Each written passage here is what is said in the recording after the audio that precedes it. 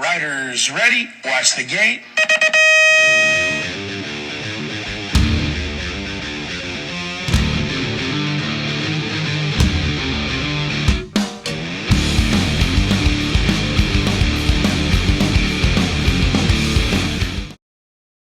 .609. I guess that's right on time.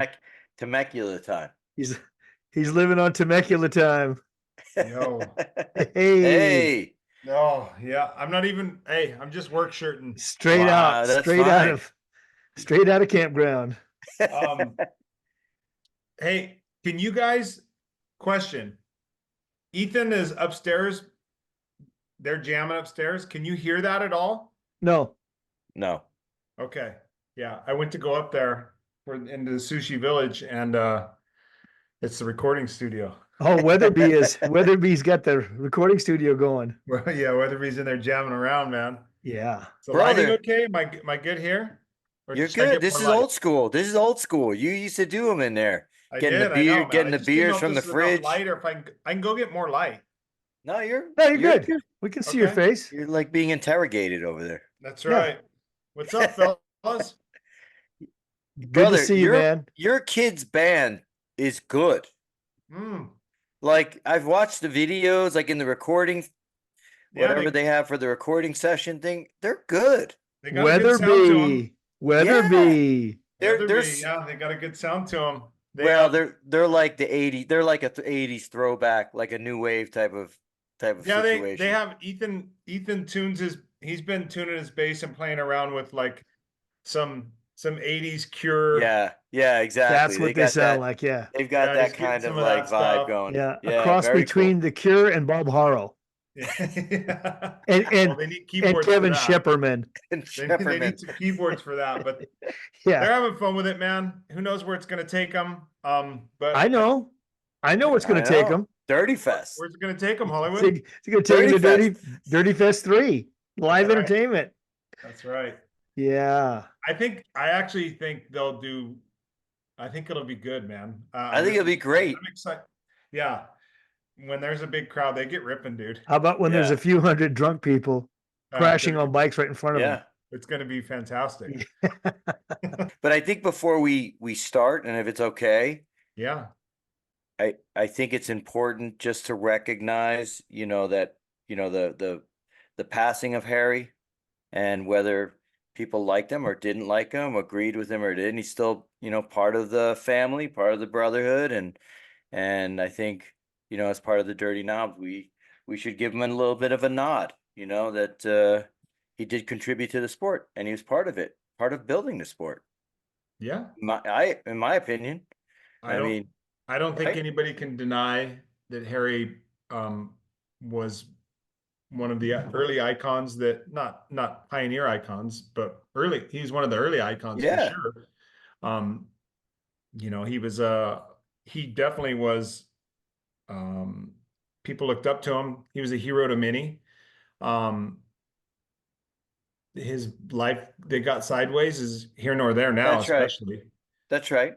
But he inspired kids to ride.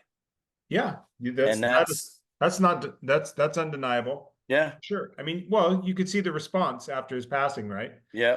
Even some of the people that were upset with his behavior over the last, frequent years, they still were able to look past that and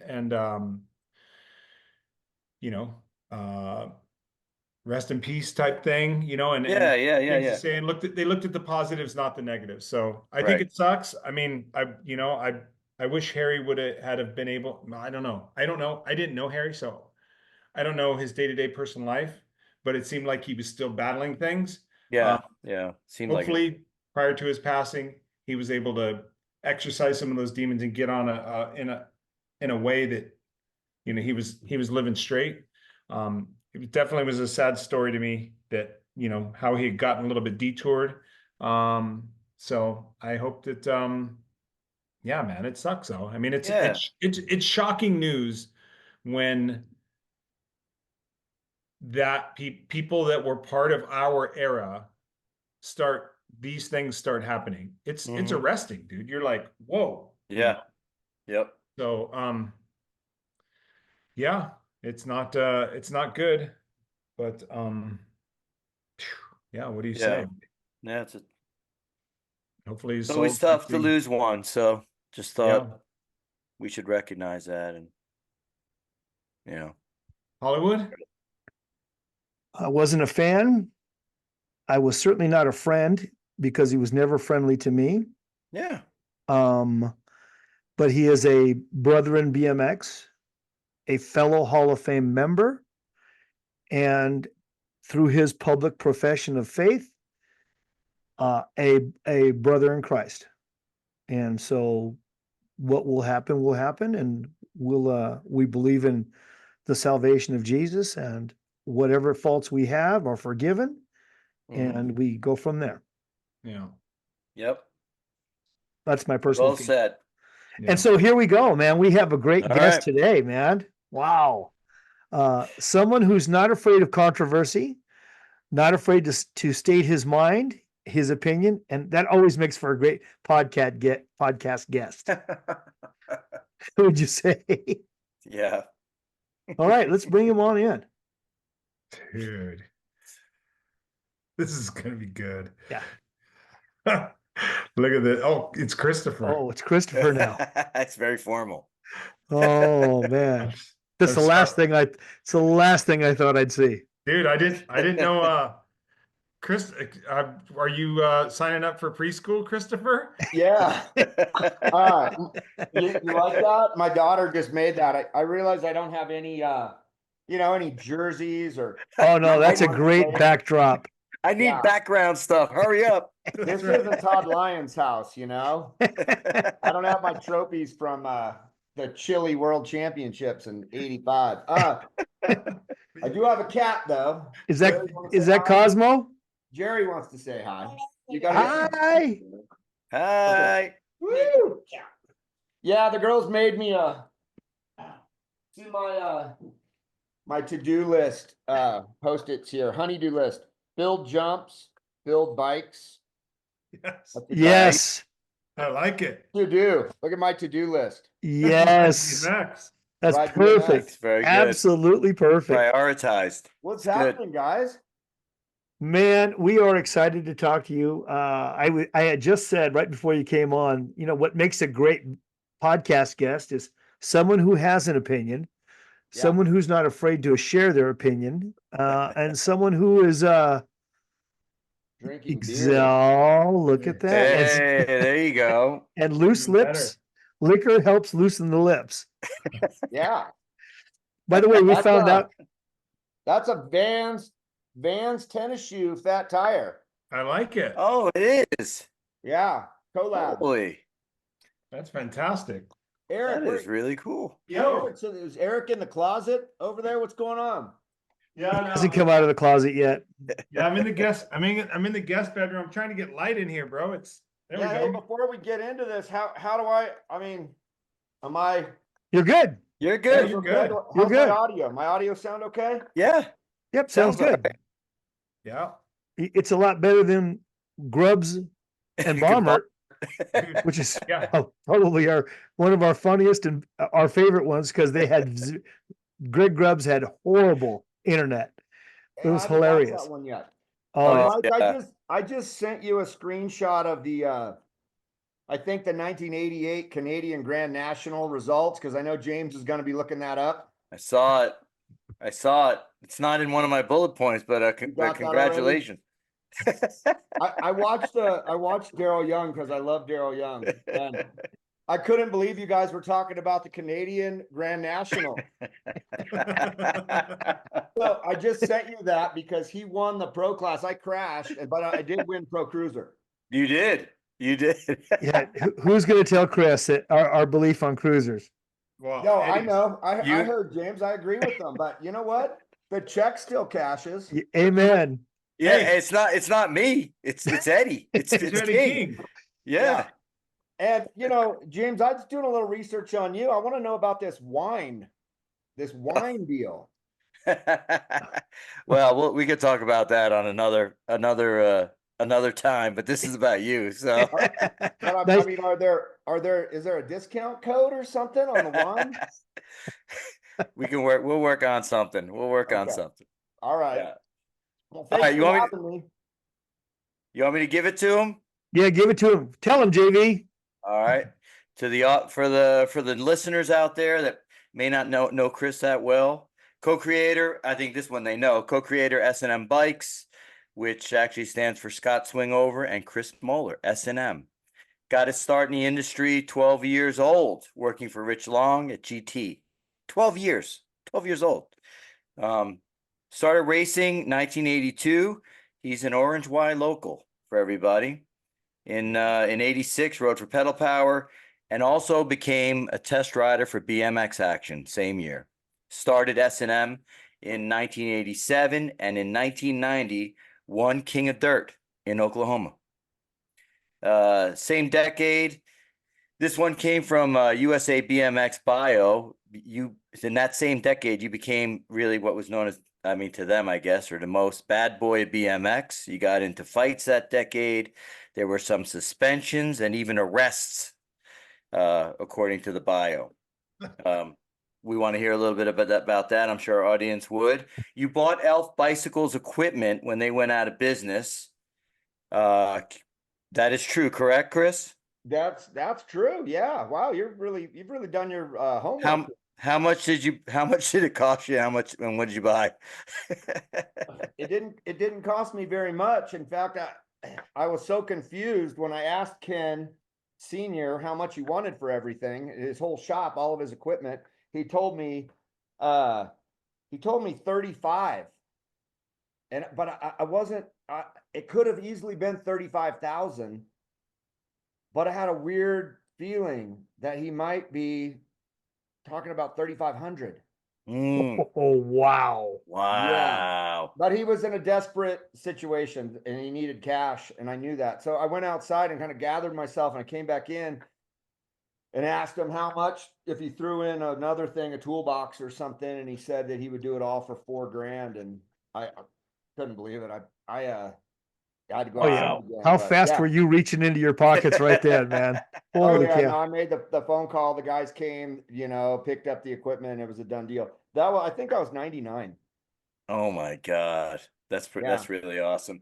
All right, I got two more bullets here. In 2000, you started Faction BMX Magazine, and you also co-founded that same year Fit Bikes with Robbie Morales, good friend of ours. You final bullet, Hall of Fame class of 2002. Well deserved. The Hall Well of Shame. deserved. Yeah. Right. Yep. You and Ronnie. What's that, Mike? I said you and Ronnie. He's What- trying his best to get out of it. Oh yeah. Yeah, he's been Seems like it. petitioning and making all kinds of noise online about trying to get his Hall of Fame revoked. He wants out. Oh wow. It's comical. He did a pretty good job of getting out of his beach chair this weekend. Oh yeah, I got the pictures of that. It's crazy. Right in the middle of the autograph session. I helped him up. Then we went down again. We got him Oh, up my. though the next time. The But then pattern. after I helped him up the second time, I took all the limeritas and put them on the ground. There's a pattern for Crazy Ronnie and Frogtown, man. He fell the second year, didn't he? Hey, reckon. hey, don't get me wrong. I love Ronnie. Always have. He's not my favorite racer really in the 80s, but I just thought with the fall there with the chair collapse, that thing folded up like like an old GT frame. It was pretty bad. I just thought at that point it was a bad look to have the margaritas on the table. Or it gave him an excuse as to why that chair collapsed. I think it was just a flimsy chair, to be honest. Yeah, definitely wasn't heat treated. No. No. So Chris, I was thinking back of when I first remember seeing you, and it was at Orange, and it was other Orange County tracks too. And you were the Pedal Power. You were on Pedal Power. Right. Yeah. But was that your first sponsor?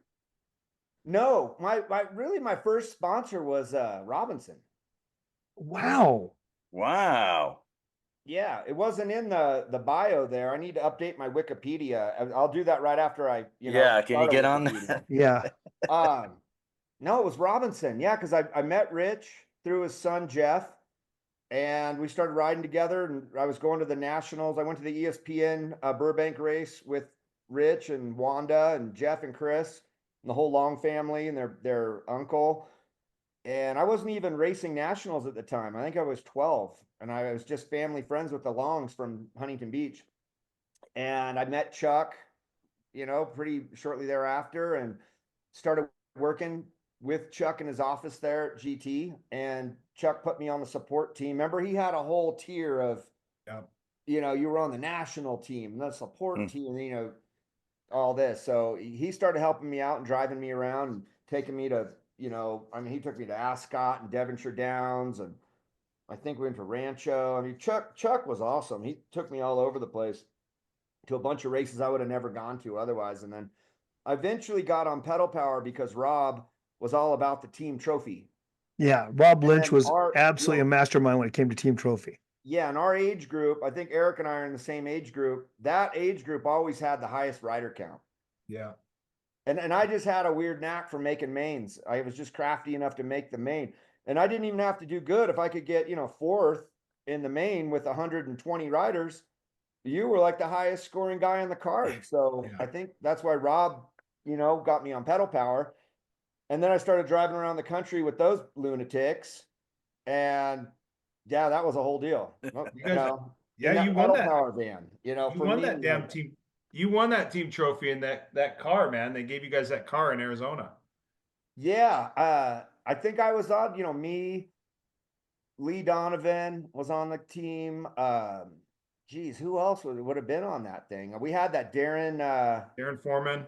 No, the Darren from Texas Darren Oh, yeah. May, Darren, that would quadruple at nationals. This guy Darren- was awesome. Darren Martin. Darren Martin, yeah, Yeah. Wow. Yeah. and Lonnie Tatton. Yeah.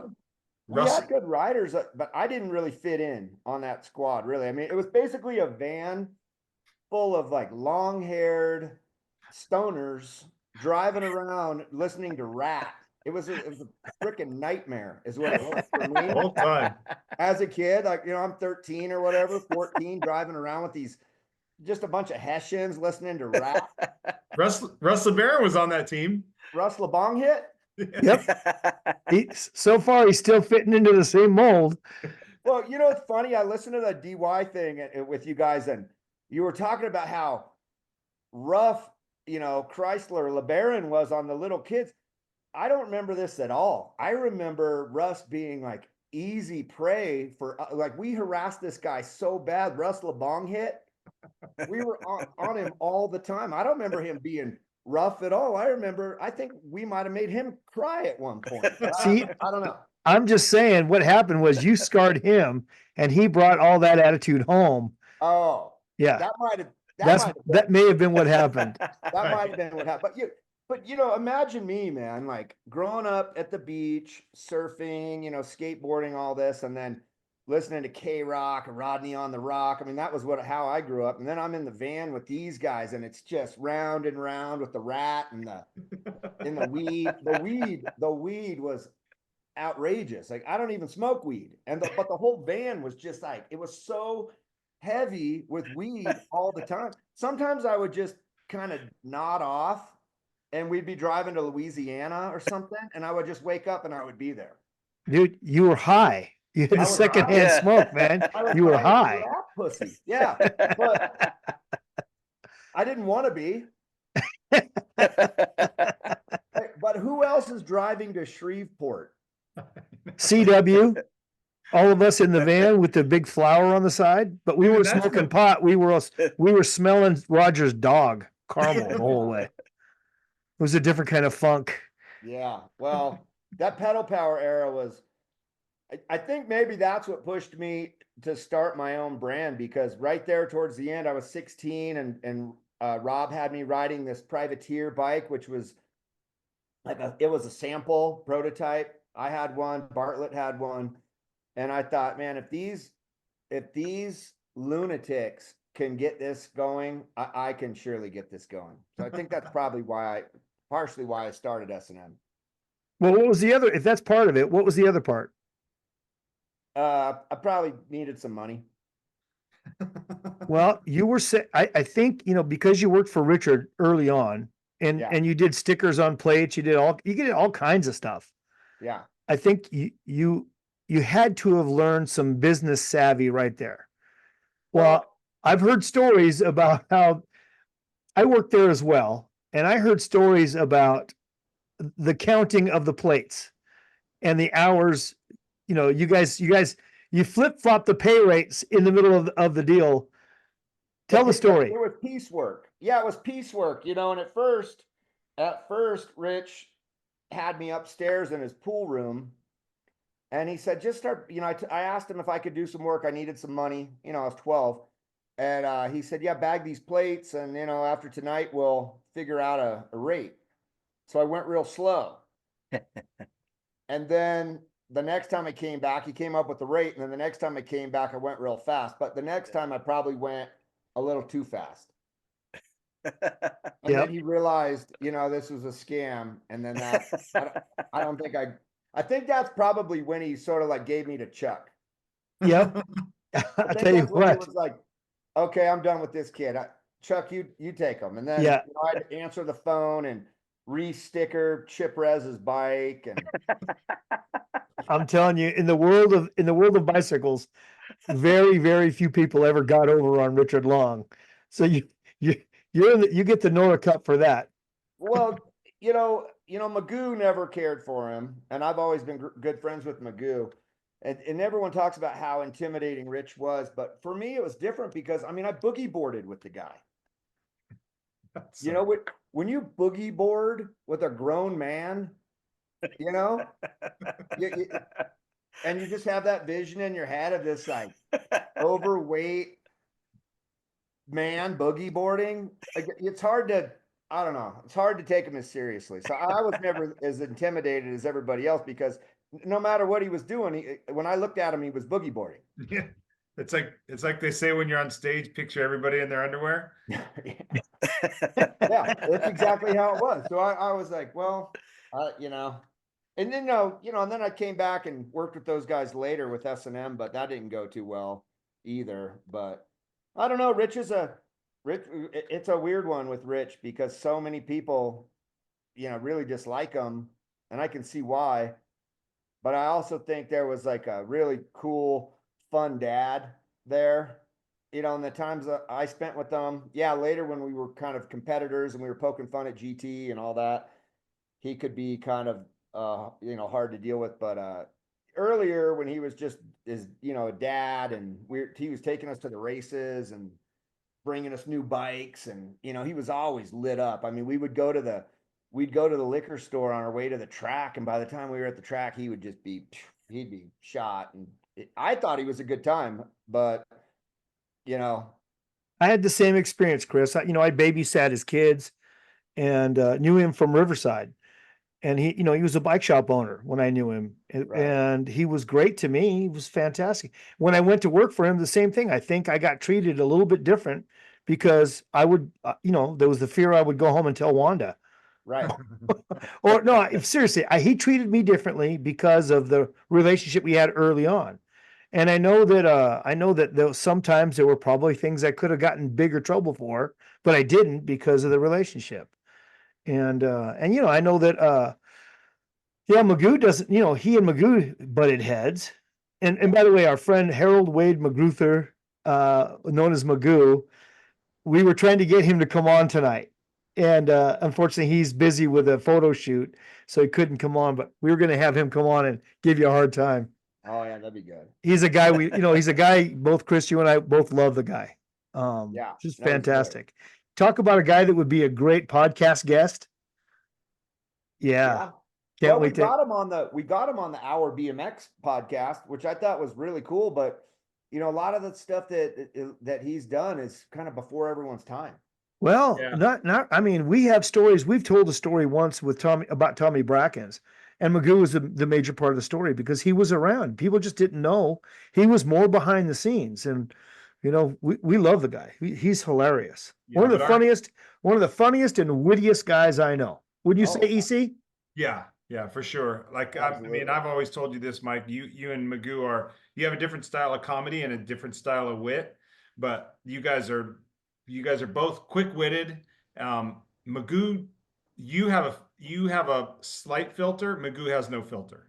No filter. It's No just filter. straight pipe, dude. Just Yeah. Yeah. running. I can dial mine down to PG-13.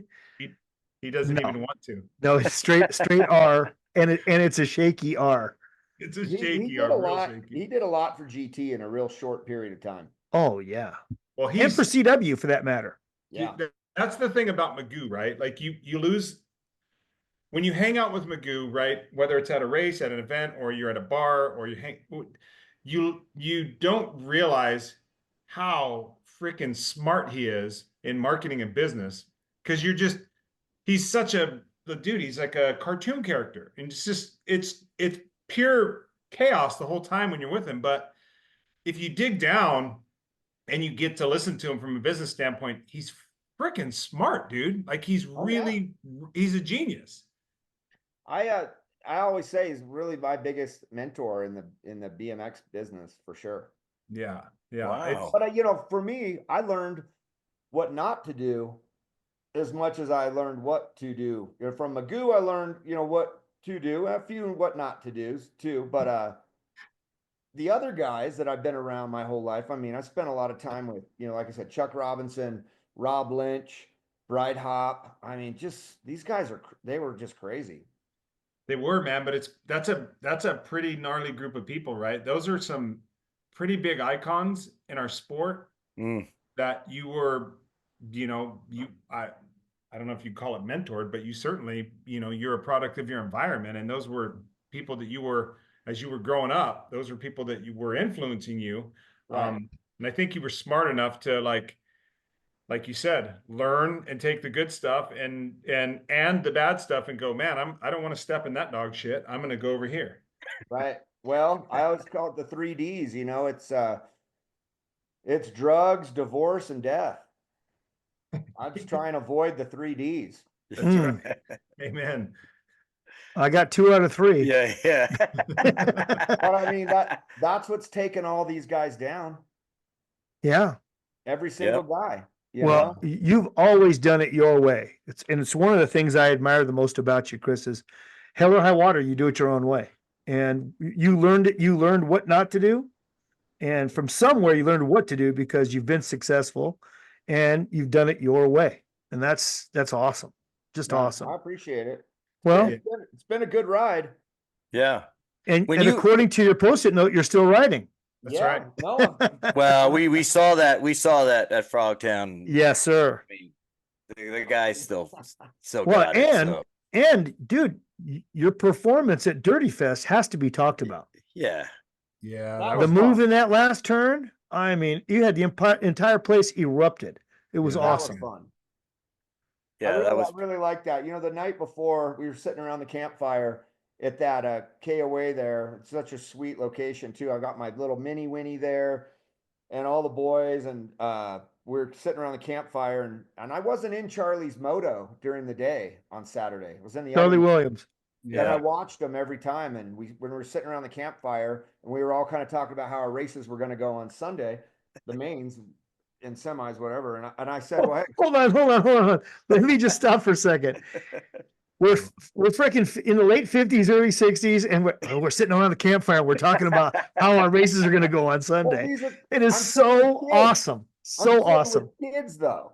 Yeah. I mean, these are like all the kids that ride S&M, like Easton Usher. And anyway, we're talking about our races.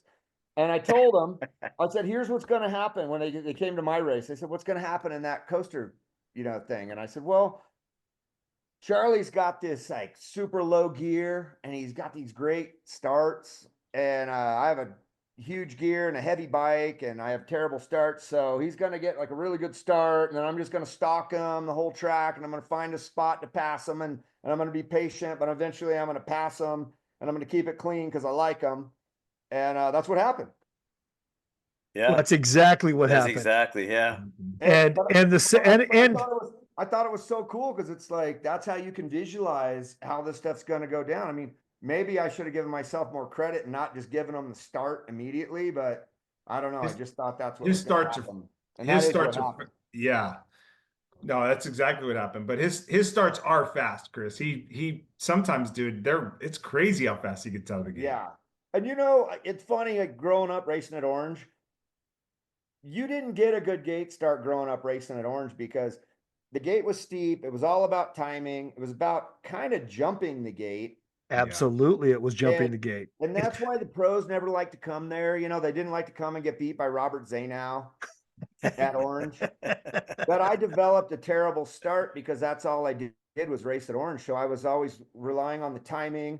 And I'm not going to say it was the Sidewinder, the Miranda Sidewinder, but it was like jumping the gate kind of by coming from way back and then springing forward. But if you grew up at a track with a flat gate, you'd be way better because then you could go anywhere and have a great start. And I couldn't. I had to have a steep gate and I had to time it and kind of jump the gate. And if you couldn't do all that, you couldn't get a good start where, other guys could just do starts on flat ground. Yeah. That orange white gate was a funky gate too, man. It was super funky. It was like, the gate had no forward lane to it. So you were like locked into that, right? So like you said, it was hard to climb out of that gate to get high. You had to pull up and get back a little to get over. Absolutely. You had to slingshot out a little bit. You did. Right. Yeah, that was And a you could hard have a gate good to start at Orange, but it didn't work anywhere else. Yeah. Yeah. And you had Big John time. You had his timing down. Well, especially when we would go to those ABA nationals, right? Because they did have, remember, they would just put the start hill out and they would just lay that gate down on the flat ground. Yeah, it was terrible. When they first had their gate, it didn't even have any, there was no rise to the back of it. It was just laid on the flat ground. It was terrible. Yeah. But it was cool to be an orange Y local, I thought. Yeah, and not only that, you were super fast at Orange, no doubt about it. But we have commented before was what you would take people out. Oh, dude. You would wreck people for no apparent reason at Orange, and we loved it. I mean, back then, I would watch to see because we all knew it would be coming. It would be coming. Well, remember all my boys, my whole little crew with Paul Green and all those guys, they would all hang out in the third turn. Yep. And we called ourselves the third turn animals.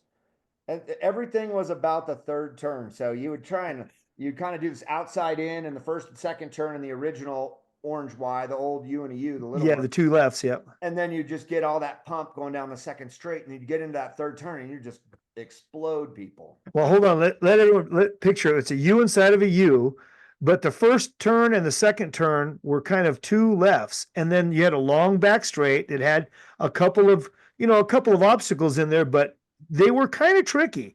If you were a local, you could gain speed there, but then you came into a 90-degree U-turn with a big bank, and if you didn't know how to take that turn, you'd have to slow down for it. But locals, we could rip through that turn. Yeah. And most people would try to go into the turn way too wide and leave the inside open. Right. And that's where Chris Moeller would just blow people up. And if they survived that, he would go on the inside of the last little sharp U-turn and just I mean, I saw you light so many people up in those last two turns. Yeah, but here's the thing about Orange. Even if you were just kind of a specialist at Orange, the people that were running the industry were always there. Yeah.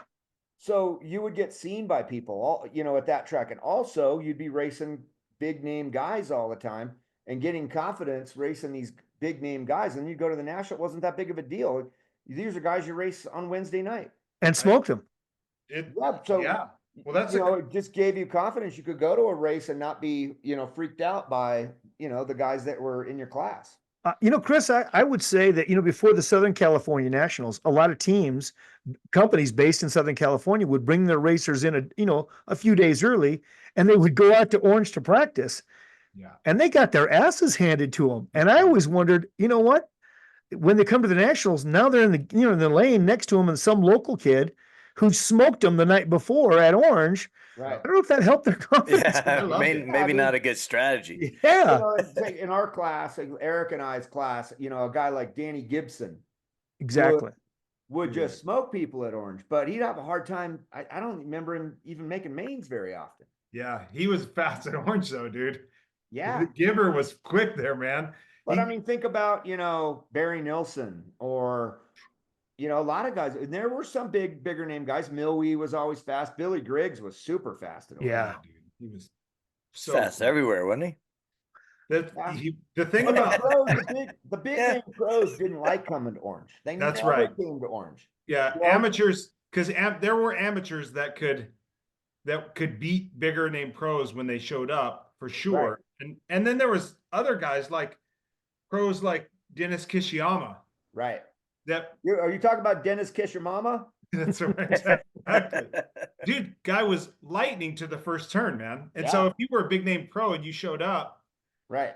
and Kishiyama's lighting your ass up to the first turn, you're like, Yeah. what the hell's going on, man? Or, you know, like, you know, Harry Sklar or Scott Swanson. Like, remember these names? Tom Scalise. Tom Scalise. Like, these guys were ripping at Orange. Yeah. It was a cool place to be, man. It was a good. It was the place to be for sure. Yeah. It And actually, that just randomly happened to be the first place I ever saw people race in person, and that's why I ended up racing there for the first time. But yeah, we just stumbled on it. That's how I ended up there. But Just saw it off the freeway. well, you know, across the freeway was Big O Skate Park. Big O skate park. Exactly. Oh. Yeah, so my dad was a skateboarder, and my older brother was a skateboarder, and I was too. And we would skateboard the park, and then we'd also go up to Saddleback Park to ride dirt bikes. It was all in the same little zone. And at one point, we just saw the track like a night race or something, and so let's go check that out. And we went over, and man, I was so into it. I think I actually got the paperwork that night. Wow. You know, took it Well, home, filled it out, came back, and that was, you know, I was 12, so that was probably 82 or something. I'd been riding BMX bikes for a long time before that, but never racing them. What were you racing then? What bike were you riding? My very first race, I remember, was on a Race Inc. Ooh. Yeah. It was an aluminum Race Inc. It was super nice. I got it because I had a Webco that I got from my brother, and I got hit by a car. And the guy that hit me came back days later and apologized and took me to the bike shop, took me to Carnivale's bike shop on Beach Boulevard, Yeah. and let my brother basically build the ultimate bike that you could at Carnivale's. And he just pieced it out, every single thing. oh, dude. Wow. And that was the bike that I ended up with, was the Race Inc. And then I ended up going to the track on that. And yeah, it was sweet, man. Dude, that's a pretty good bike to start off Yeah, with. I was just gonna say you had a good bike to In start. 82, if you went there in 82, man, and it was a night race, it was probably a Friday night. And dude, 82, there would have probably been about 90 motos to Oh, yeah. 120 motos that night. Amazing. I Yeah. mean, it would have been massive. So I can only imagine I had been racing since I was 8, so I kind of built into Orange Y, but I can only imagine being 12, Wow. going up to the Orange Y as your first track and seeing that scene, because it was electric. Yeah, it was. And I was really small for my age. And I remember, like, when I first got into it there, a lot of times I'd have to race the girls. And, you know, I was battling with girls, you know, like Ray Andrews maybe, or Sue Ginrich. I don't know. Like, I remember getting beat by girls and just being so pissed. They were really fast. I was just angry. Those two girls were pretty damn quick out at Orange. They And were. Michelle, listen, Sue Gingrich was bigger than you. She was bigger than you. Yeah, she was tall. She was big for her age. Yeah. She was on Bandito. Oh. So, you know, no matter what dropout she used, she was fast. Yeah. She had a lot of choices. Yeah. On the dropout. Yeah, man. Growing up in Orange was awesome. I was real into it, but I mean, you know, think about how fast stuff happened for me. You know, like I go out there, I'm 12. I didn't even race a national until I was 13X. And then by 16, you know, I'm doing S&M, and I'm pro that same year. I turned pro that same year. So I was into this thing for like 3 years, 4 years. And, you know, and I turned AA real fast, like just a couple of months. I was AA. I went to the Grands, then I was AA, and I was like, Chris, in doing this podcast, I can't tell you how many times we have been blown away at guys that you hear that, you know, yeah, I started racing, and a year and a half later, I was world champion, or yeah, 2 years later, I'm AA pro. And we're like, in our minds, it's a decade. Right. It really wasn't. It wasn't. I know. No, I know. When you look back on it now, it's amazing how quick it can happen. But how you went from beginner to Yeah. expert to pro, and we're stepping over so many other big things. Like, how in the world did you become the BMX action test pilot? That's what I was gonna say, dude. That I was was a just big, gonna that was a say, big deal, man. yeah, we haven't even Well, talked about that. I'll tell you what Yeah. happened. It was at the Lucky's jumps that Mike Smith and I had down in Huntington Beach, and Gork came out there. Gork came out with RL Osborne, tried to do a bike test, and it was muddy. Then they didn't get any good photos, and then they started a new feature called Local Thrashing, Mm-hmm. and then they came out to Jones Track. I think they went to Parks, Yeah. a few other places. They went to Lucky's, and that day, I think it was 85. I was on Robinson at the time, and I remember just kind of just hitting the jumps and just doing whatever I could do at the time, and Wendy she was real into it. And then they came out to Orange to talk to me, I guess, about being their new test rider, because they had just got Cullinan to be their test rider, but Cullinan was driving everybody bananas, I guess. Wow, that's Imagine hard to that. believe. Imagine that. So Cully's driving them all bananas. I think Robert Emrich was the Yep. guy, the smaller The little kid, before yep. that. Like South Bay kid, remember him? Yes, little He kid. rode for Robinson too, actually. He did. But anyway, so they came out to Orange, and Gort told me the story. The night they came out to talk to me or meet me at the track, I was on the gate actually, and then I T-boned a guy in the third turn, and I immediately got disqualified for the night. And then I probably got in a big argument or fight with Ray or something. I probably got kicked out for a few months, and then after that whole melee was over, they came over and said, "Hey, would you like to be our test rider?" And I said, "Yeah, for sure." So that's how I got that gig. But Sure, that I've got was- time on my hands. I'm free every Wednesday, Friday, and Sunday evenings. Right. Well, you know what's funny about Orange? Like, I've been kicked out of there so many times, and I feel like I've been in I was racking my brain trying to figure out, like, Eric, did we ever fight? I feel like we fought. I don't remember fighting with you. I remember being in I don't know if you took out Glenn or I don't know, you took somebody out, and I was in the crowd on the other side. You were on this side, I was on this side. I was kind of listening to it all. I don't ever remember you taking me out, like T-boning me. I mean, Yeah. I've been cut off by you many times, but But I do remember being yelled at by your mom. I'm sure. Oh yeah, join the crowd. Yeah. I get yelled at after every episode. I You know get what yelled at. I think I was actually in the middle of I think it was Woody Reeves. Yeah. Yeah. Do you remember Woody Reeves? Oh, totally. I remember Woody Reeves well. Yeah. So I think I was maybe. It was always hard to fight at Orange too, because you were in that gravel. Yes. So you were always trying to get your footing. Like if you were actually fighting with somebody, it was hard to. It It was was hard it to was fight. it was the mix of gravel and eucalyptus leaves. Yeah. Gosh. And over there by turn 3, it was dark right behind the It was. bleachers right there. Yeah. Right. And then, when things really went sideways, Ray would pour a big cup of pee on your head. He'd sit up in that tower and get ham boned and pee in a cup. And he really did try to pour it on me one time. I remember telling Ray one time, he always wore those ugly, ugly Hawaiian shirts. Oh, And I remember telling Ray one time, the best thing about that shirt is after you throw up, no one will notice. God, that guy, he was a great announcer, but he ruled with an iron fist. Yeah, he really did it. But it was an odd place for me, because I would regularly get, kicked out for the night. And sometimes I'd get kicked out for 6 months, sometimes a year. I got kicked out multiple times, but then one time I got kicked out for a full year. And as soon as I came back after the year, they voted me Rider of the Year. And then I got a race for free the next year. That's great. The We- whole year. What we need is more of this. What is going on with these guys? They don't want you here. Now they want you here. It just kind of taught me that just to do whatever I was going to do. And, Well, I think the friction part of it was that, BMX at that time in the 80s, right? Especially mid to later 80s, not like 89, 90, that's when it was kind of falling off, but like that 85 to 87 era, man, it was all about factory teams and everybody was serious and you were just competitive.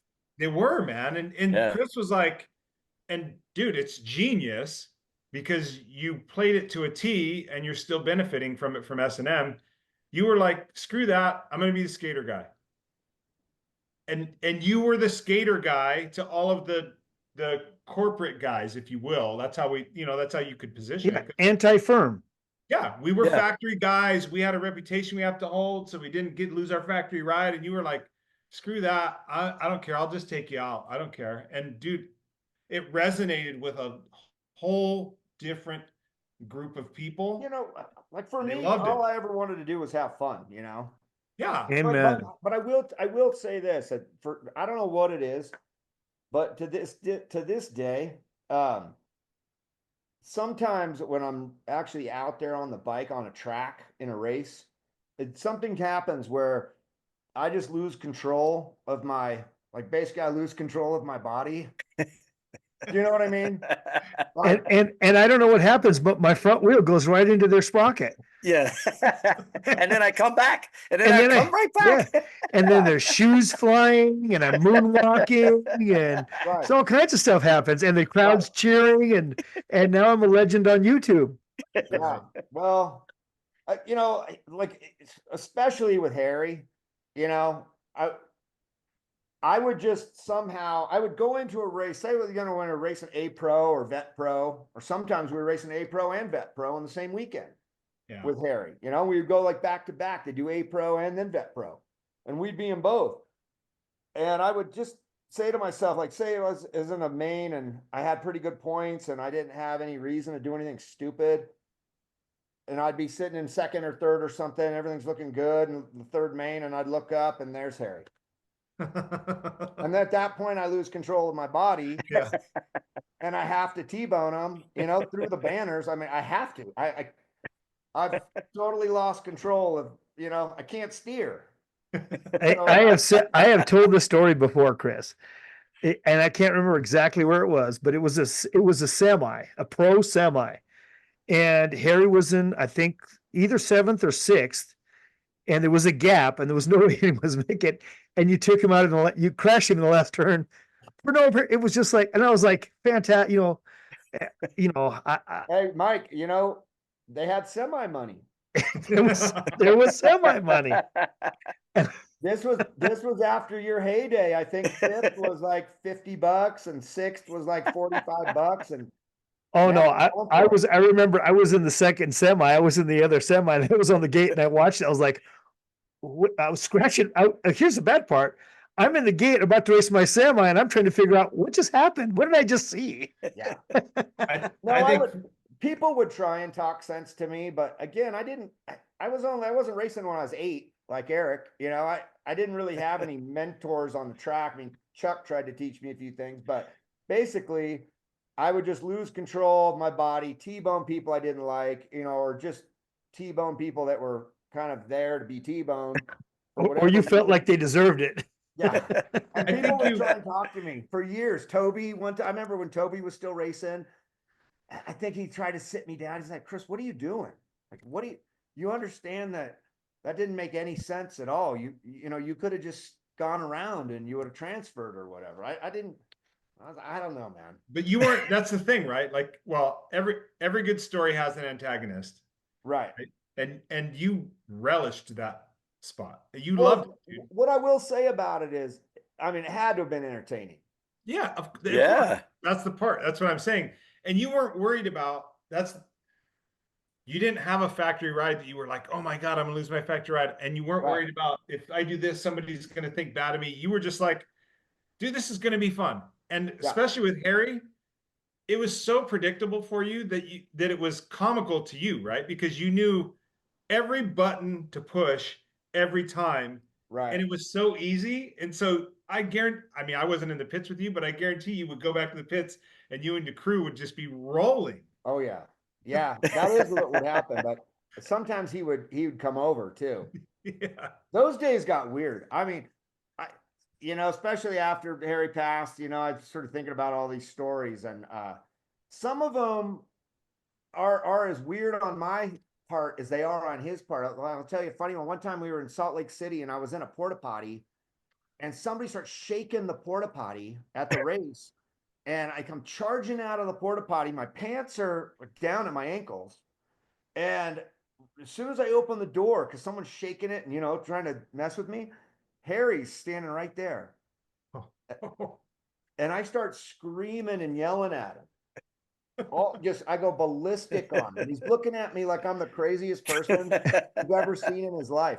And I'm yelling all kinds of stuff at him, you know, all the names, Onion Head, Hairless Larry, just screaming and yelling at him about everything. And then eventually he just kind of rides off, and I put my pants up and I go back in the porta potty and I come out, and it was Derek Betcher. Your teammate. Derek Betcher just did this to me. I think he might have timed it so Harry was right there. We'd have to ask Derek about it. Oh, but that's he fakes the fantastic. thing. So think about Harry. Harry's just sitting on his bike, and Moeller comes flying out of the porta potty with his pants down, screaming. Like, was I looking at him through like a little gap in the door? You know, like Harry must have thought, honestly, at that point, Oh my Harry God. must have thought I was the craziest person ever. Oh my And there were gosh. other ones like that. I remember one time I was just like, I think it was at Black Mountain. I was just riding around in the pits and was doing little 180s and doing little, you know, fakies. And I did a 180 and I was doing a fakie, just a little fakie backwards. And I looked up and Harry was standing right there and I was just staring at him. But it was a total accident. But Harry must have thought that I came up next to him, did a 180 bunny hop, started pedaling backwards, and then just stared him down. Just stared him down. You mad dogged him. like some kind of Ronnie Anderson move. You know? Yeah, Exactly. You're getting in his head, man. You're getting in his head. This is just total coincidence. I love But it. he must have been going home. You know, one time I never even really got along that well with Greg Hill, you know, the going out of business man.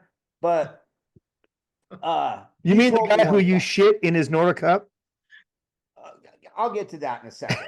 Okay. Because I wasn't going to let you get off without it. So anyway, I'm talking to Greg, or Greg comes over to me and he tells me, you know, and he says, listen, you know, we've obviously had problems. I mean, Greg's choked me at one point. He got pretty angry with me a few times, but this time he came over like to give me some good sound advice. And he said, honestly, you're going to have to stop messing with Harry. He said, you really are going to, he said, you're in real danger. Wow. Like, you're in real danger. Yeah. And I think he was serious. Well, for He those of He us was who, serious. yeah, for those of us who know, we know Well, he wasn't kidding. That was a I've seen him real get situation. so mad. I've seen him get so mad that, you know, one time I spit right in his face and my loogie started to drip off his nose. And to make matters worse, I smashed his visor. And then his visor so he was staring at me with a loogie dripping off his nose and his visor was hanging straight down. And in that moment, when I was looking at the veins and stuff coming out of his face, I thought, oh yeah, he's mad. That's when Greg came over to see you. That might have been. Yeah. It was like up in Northern California somewhere. And I think that might have been the one. Yeah, there was Greg, that was sound advice. I will tell you. I mean, there's some things that I knew behind the scenes that happened just a couple of years ago with Ryan Krupe and Harry and Harry was he was pretty crazy, dude. Like that was sound advice from No, and Greg. you know what I did? I did lay off him and for the rest of the day, you know. You gave him the rest of the weekend off. Took a day off. Very That kind of might have you. been Saturday. Yeah, I probably laid off him until Sunday. But there was another side of Harry too. You know, I remember being at his house when I was younger and doing gates in his driveway when I was maybe 14. And he came back from a race, some national somewhere. I didn't go, and he was real bummed out, you know, and he didn't have the front brake. Yeah. And I remember saying like, man, what's up? Where's the front brake? You know, and he said, oh, I'm not fast enough anymore. I don't need a front brake. And I thought, wow, like he would really get down on himself. Yeah. Yeah. He And took race. I was like, dude, you're Harry Larry. You got to have the front brake. What are you doing? He You took know? it so serious, dude. Yeah. He did. And He- even like when he passed, like last week or recently, when that happened, my phone just lit up. No, I I had bet. no idea that anything had happened. And first person that called me said something like, "Hey, what happened to Harry?" And I just off the top of my head, I said, "I don't know, dude. He locked up his front brake, went over the bars. What do you mean? What happened to Harry? I don't know what happened to Harry." And he said, "Here's like he died." I said, "Oh, shit." Yeah, came to a shock to everybody, I think. Yeah. A shock or surprise to everybody. Well, stress kills. Yeah. I wouldn't know, I don't have any. Yeah, Well, he did. Yeah. he did. Yeah, yeah. Yeah. I don't gotta get say, stressed either, I gotta but say, thanks to JV and EC, I have very little stress in my life. I'm not kidding, man. These guys, what we do, the hard work we put in to make Dirty Fest happen, it is really, and Justin Shepard. And Justin, yeah. Yeah, between the four of us, we really, we find out, we have our niches that we work in, and we do it together, and it really kind of takes the edge off everybody to have people you can really rely on. But Where it's- at S&M, it's really The you. first one, I missed the first one because I didn't know about it, and I was in Mexico at the time. But man, that second one was fun. yeah.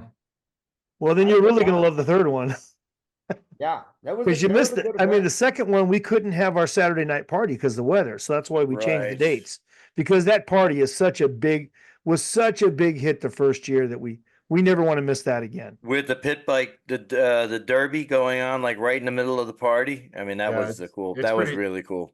You will love it, Chris. It's right up, dude. It's right up your alley. Like the element and the atmosphere. You'll love it. The shoe Yeah, I love throwing it. and the I moonwalking, it's just off the charts, man. You're gonna love it. I saved the date. You know that when I called you, Mike, I was coming back from Frogtown, and I just thought, man, there's so much stuff we could do to make this event a lot better, and this, that, and the other. And I thought, oh man, maybe we'll talk about that on the Dirty Knobs. And then I read your email about what Dirty Knobs is all about, and I thought, screw it. Yeah, no, listen, we're grateful to Todd. We are grateful to Todd because it gave us the motivation to do what we're doing. Yeah. And it he set the really- precedent, and he set the bar high, and then we just do our thing a little bit different. Yeah. And man, we really do have a great time. Yeah. Yep. Frogtown is basically the UBR, Yeah, you know. exactly right. And then you guys are like, I don't know if you guys are like USBA. I think you guys are USBA. We can't be ABA, right? Because they're ABA. Yeah. No, you're not ABA because Can we be you got- NBA? Can we be NBA at least? Yes. you want to be NBA or I want to be NBA. I want to be NBA. maybe you could be NPSA. Our shorts aren't that short. I feel like you guys are USBA just because you're down there, San Diego County, 6-man gate. Yep. I just feel like maybe it's USBA, but I don't know. I Yep. love it. Well, the 6-man gate it was a conscious decision. We cut 2 lanes off. Yeah. I like it, man. You put less people on the track. Yeah. Yep. Right. These Olympic races with the 8 people out there. Imagine there are only 4 people out there, 6 people out there. They're Yeah. gonna have people passing, making moves, doing stuff. Yeah. It's too Hey, crowded. Hey, You got brother, 8 we people banging talked. into each other. It's too crowded. We Yeah. talked a lot about it before we did it, and one of the big things we're grateful to have Eric Carter. Go ahead, AC. You see it, AC. Go ahead. Grateful to have Number- EC. The number one thing that we consider is safety. Yeah. That's the number one thing we have to consider because we all want to have a good time. We're all having a good time, but it's not a good time when we start getting busted up in our 50s because it just doesn't feel that good, Is man. this- It just sucks. Is this the story where you're gonna try and cover up your fight with Randy Roberts? No, I don't cover that up a bit, dude. I feel like that's what's happening right now. I'm all about it, dude. I'm talking to Randy about it, and he's like, "Yeah, man, like I'm out there fighting with Eric." He's like, "Man, I feel like I might have fought with Eric, but it was like 40 years ago." Hey, and you and Roberts have something in common. Eric's mom came and yelled at you. I know. Yeah. No, that's how it came up because he was like, "I think Eric's mom was yelling at me." I said, "She's yelled at me too." Yeah, me too. Yeah, all of us. Yeah, Hey, JV too. But I think I was 12 or 13, I'll tell you, I've known Randy for a long time, man. And I hung out with Randy, drank beers with Randy. I got along with Randy great. Even that weekend, all good, right? Like I thought the first moto when he dove inside, I thought it was Yeah. dude, it was brilliant, right? Stu found the line, but Randy did it. And I was like, okay, sweet. Like you pulled it off. It was a rad moment, like all that stuff. Okay, but we're gonna block it off now. Like the moment's gone, right? Like let's not try to reinvent it again. It's like let's be grateful that we had this cool moment. And so I go out there to block it off, and they're like, well, we're just gonna cut the track here. I'm like, I'm sure you will. Where I got upset, man, is like we came out of the first turn, I cut Randy off, I shut him down, and he just ripped through the infield. And I was like, okay, I'm watching him go through the infield, and I'm thinking, okay, like whatever, you're gonna get DQ'd. But then he ran my kid off the track, dude.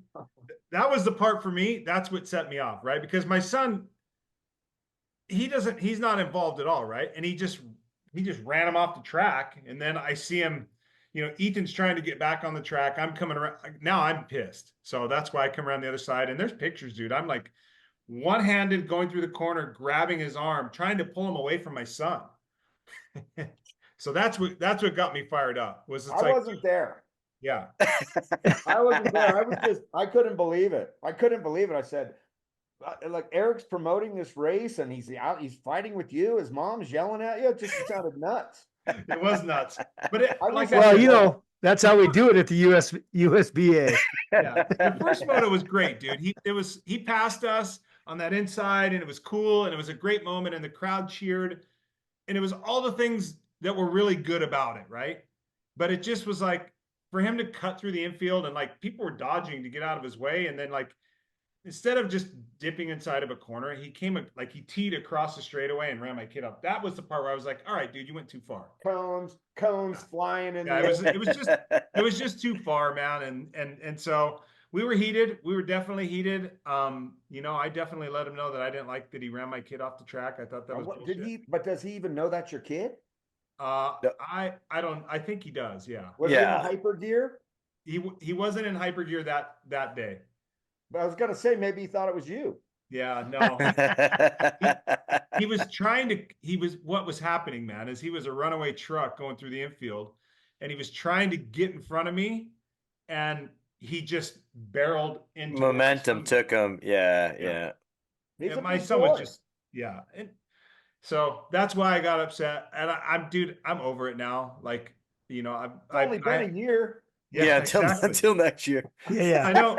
Out of all the things that sucked the most about it was, I'll tell you, is aside from my son getting wrecked, but he's okay. It's BMX racing. Was how Bill Ryan felt about it. That sucked, right? Because Bill, he felt bad about it, and then I was mad. I wasn't even mad at Bill, but Bill tried to make excuses for it, and then I was like, dude, stop. Like, he messed up. Don't make excuses for it. So it got weird between me and Bill. So this year when Bill showed up, I could tell he felt a little weird. I had to give him a big old hug and say, dude, it's all right, man. Because Bill has a heart of gold, right? Like, he is the nicest guy. Well, Randy's a good dude too. I think Randy suffers from the same condition that I suffer from, which is, he just loses control of his body. He blacked out. He blacked out. Hey, I'm not kidding. This is a real thing. It would explain why he cut through the infield. Yeah. And the difference between Randy, blacking out on the track and me blacking out on the track is, there's a few LBs. So, yeah, there's going to be some damage. But yeah, I mean, I think runaway truck was the right description. Yeah. Right. I don't know, but I remember this going to the track. One of the best parts of going to the track was hanging out with your friends. Yeah. Down at turn 3 at Orange. Yeah. That was really one of the best parts of it, Wow. And so that's really the thing we're trying to recreate and make sure we have is a bunch of friends having a good time. Yeah. That's why the Saturday night party, that really is like, this year would have been I wish it hadn't rained because it would have really, really been next Yeah, level. And even this coming year, we've made some changes, and it's going to be, dude, it's going to be so fun. I Well, did not take a crap in Greg's Nor Cup, by the way. Hey, hold the gate, Mr. Starter. We're going to take a short break and play a few new commercials. We're also going to tell you that we're going to announce the dates to the Dirty Fest 3. Oh, that's going to come out August the 2nd, Friday night. We're going to drop the bomb, let you guys know when, where, all the details for Dirty Fest 3.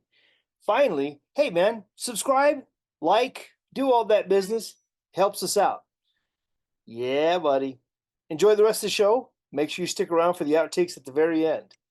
Tell him, JV. Hey, Dirty Knob fans around the world. Listen, John Salami here. I got humongous news for you guys. If you're a fan of Dirty Fest and you're a fan of Frogtown, well, I got news for you guys. You need to head over October 5th to New Jersey. I am going to organize the greatest festival on the East Coast. It's going to be at Central Jersey BMX in Howell. It's going to be a festival for the Northeast. Come on down, New York, Rhode Island, bring your accents, Connecticut, come on up from Virginia, bring your accent too. Listen, guys, it's going to be enormous. It is the Northeast Vintage BMX Festival, Central Jersey BMX in Howell. You guys have been to Howell. You know how to get there. I'm going to tell you, it's 2449 US 9 Highway in Howell. Okay. What's going on in the festival? Well, it's going to be awesome. We got autograph session with all our inductees.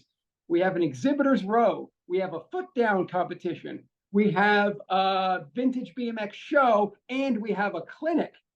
What are you going to? Well, we're going to bring old school guys and bring them on. Jason Richardson has committed to it. We're going to bring these guys on to show the new school guys a couple things, maybe clip out, take them out, whatever it may be.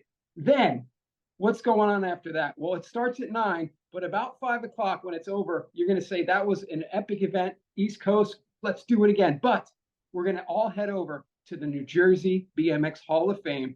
That's going to happen at the Battleground Country Club. The Battleground Country Club is located at 1 Coverhoven Road in Manalapan. Now, you might say, what's going on there? Well, if you were a pioneer and you were an old school guy from any part of the Northeast, I guarantee you want to come support this. We got superstars going into this Hall of Fame. We got inductees like Rich Farside, Sal Zuner, Jared Justice, Mark Lopez. So all these guys are going to get inducted into the Hall of Fame. We got special guests at the Hall of Fame, like that guy, Hollywood Mike Miranda. So, and I was told last night that somebody else, and I have not told Mike, and I will not tell Mike, is going to fly out as a special guest. Mike's going to be blown away when he sees him. Anyway, nor here nor there. So what is going on again, guys? Here's what's going on. October 5th, 2024, Central Jersey BMX in Howell, the Northeast Vintage BMX Festival. Now, after that, come on, everybody, let's head over and go to the first ever inaugural New Jersey BMX Hall of Fame. How do I go to these events? Well, it's easy. The spectators are free. If you go to the festival, you can mingle with all your old buddies. And then when you head over, make sure you have a ticket. Tickets are for the banquet. It's a full course meal, $90 a plate. People have been asking, how do we get tables? Can we get a table? Yeah, it's just like going to a prom. You meet all your buddies, you head over to the table. There'll be plenty of tables for everyone. Here's what we do. This is very important. If you want to go to the banquet, you can Zelle to the following number, 772-521-2348. That's how you get your tickets. Tickets are going fast. We got to get our numbers up. We got to tell them, hey, this is how many people are coming. So it's important that you act now. Okay, one more time. How do I go to these events? Drive to Howell. Drive to Central Jersey BMX like you did when you were 12. Get out of your car. See everybody you haven't seen in 35 years. You get to see Mike. You get to see other special guests. You can participate in all our events. If you don't want to, hang out with your friends. It's okay. But if you're an inductee, you're going to have an autograph session. You're going to sign the poster for the event, grab a T-shirt for the event. And then when it's all done, don't forget, head over to the New Jersey BMX Hall of Fame. It's the first one ever at Battleground Country Club. So act now. Get $90 of your hard-earned money. Go to Zelle, 772-521-2348, and get your tickets. Guys, don't miss this. It's going to be awesome. So guys, if you want any information about any of these events and things going on, if you want to check in with what's going on with Mike or anybody around the country with their events, you can go to the BMX Legends Society page on Facebook and New Jersey BMX Hall of Fame Facebook page. You'll have all the information for all the events going around, not just mine, but everybody else's. So that's a good information source for all you guys. Our mission is to grow the sport at the local level. We've reached out to TOs across the country to say, what is your need to better reach new riders, both young and old? And we've put a financial number to that to make it easier for sponsors and donors to jump in and say, I got this one. You can check out our website, bmxbreakthrough.com. Reach out to me directly, j@bmxbreakthrough.com. We've got our social media at BMX Breakthrough. We've got the podcast as well. Thank you so much for your support, and let's get more kids and adults on bikes. Guys, you're watching the Dirty Knob Podcast with Mike Miranda, Eric Carter, Jim Vicente. What the heck? Are you enjoying the show? Well, hey, take a minute. Stop. Pause. Go to your computer. TorqueRacing.com. You know what you want to do. TorqueRacing.com. Check it out. You're going to check out the new Pro X frames. You're going to check out the EK frames. You're going to check out the Barbarians. You're going to see the new Torquer shirts. You're going to see the pads. You're going to see all the new stuff. Go to TorqueRacing.com. All right, Dirty Fest fans, get ready. September 27th through the 29th of this year, 2024, we'll be honoring Brian Blyther, Ron Wilkerson, and Dave Noery at the Old School BMX Reunion at Woodward West, Tehachapi, California. That's my dog Coco barking in the back, and we got Harley over here also. But the Old School BMX Reunion is what, Brian? It is the oldest running annual BMX event that is going on. It lasts longer than my marriage and most marriages out there. That's right, So, 14 long years. 14 years. So anyways, Mike Miranda was kind enough to allow us to have some freestyle at the Dirty Fest number 2. This is going to be our 14th annual OSBMXR. We've honored people like Bob Haro, Mike Buff, R.L. Osborne, oh, you name it, Mike Dominguez, Eddie Fiola. Now we're going to be honoring Brian Blyther. We're going to be giving away Oakley grips. Come on down. You got to come and see us. Go to our website at www.osbmxr.com and sign up now. Woodward, lots of bowls, lots of ramps, lots of dirt jumps. And just so you know, fun stuff to do. We're freestylers, not racers. So it's not going to be come in your cleanest, nicest bikes. We're going to be drinking some beers. Right, Brian? Sure.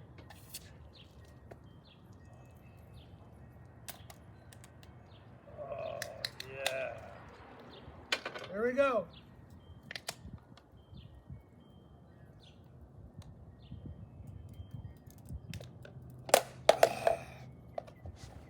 Woo! Woo! See you at the Old School Reunion. Yes, we will.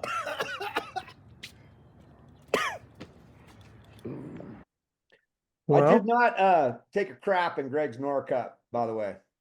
well, yeah, I have a picture. I have a picture that depicts otherwise. Well, Well, as far it's as I a stage remember- photo. I get it. As far as I remember, there was no defecation involved, but I did sit on it nude. With your pants down, holding a magazine. Yeah. But the thing about it was it broke.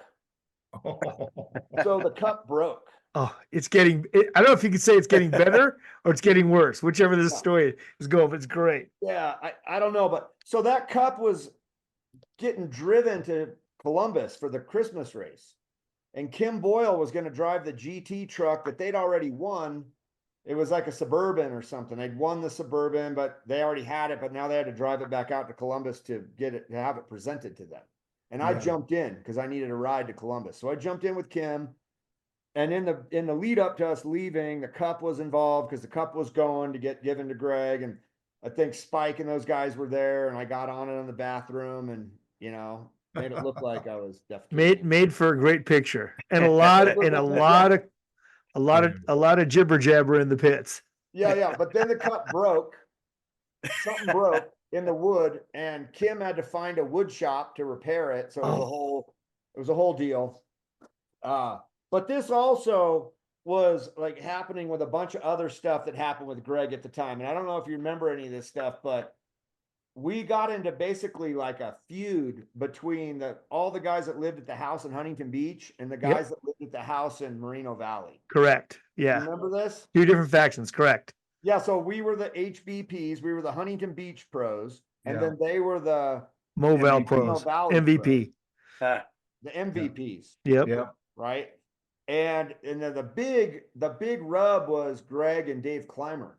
I was going to say, you had Clymer on your team, and he was Yeah. going so fast. It was going super fast at that time, yeah. And he had this old fear sticker on his plate that said, "I don't care about you, F you." And Greg, you know, Yep. gave him the dickhead speech, you know, about, "I don't care about your sticker." Yeah. You know, the whole deal. And I don't know, Dave was trying to, you know, I don't know. With the You know, dreadlocks like, flying and his Yeah, his handlebars pushed forward. Yeah. Yeah. Like, just the craziest riding style, right? The bars forward, Dude. the pedaling in the air, Yeah. the foot out. When you put the foot out, it was like, well, you're from Jersey, right? You probably you saw this all the time. oh yeah. Oh yeah. I remember Dave when he was. Yeah, no, he was awesome, but it was a crazy style. But yeah, Greg wasn't feeling it. So then it was on, and we did all kinds of weird stuff. I remember going over to GT, having someone distract the receptionist at one point.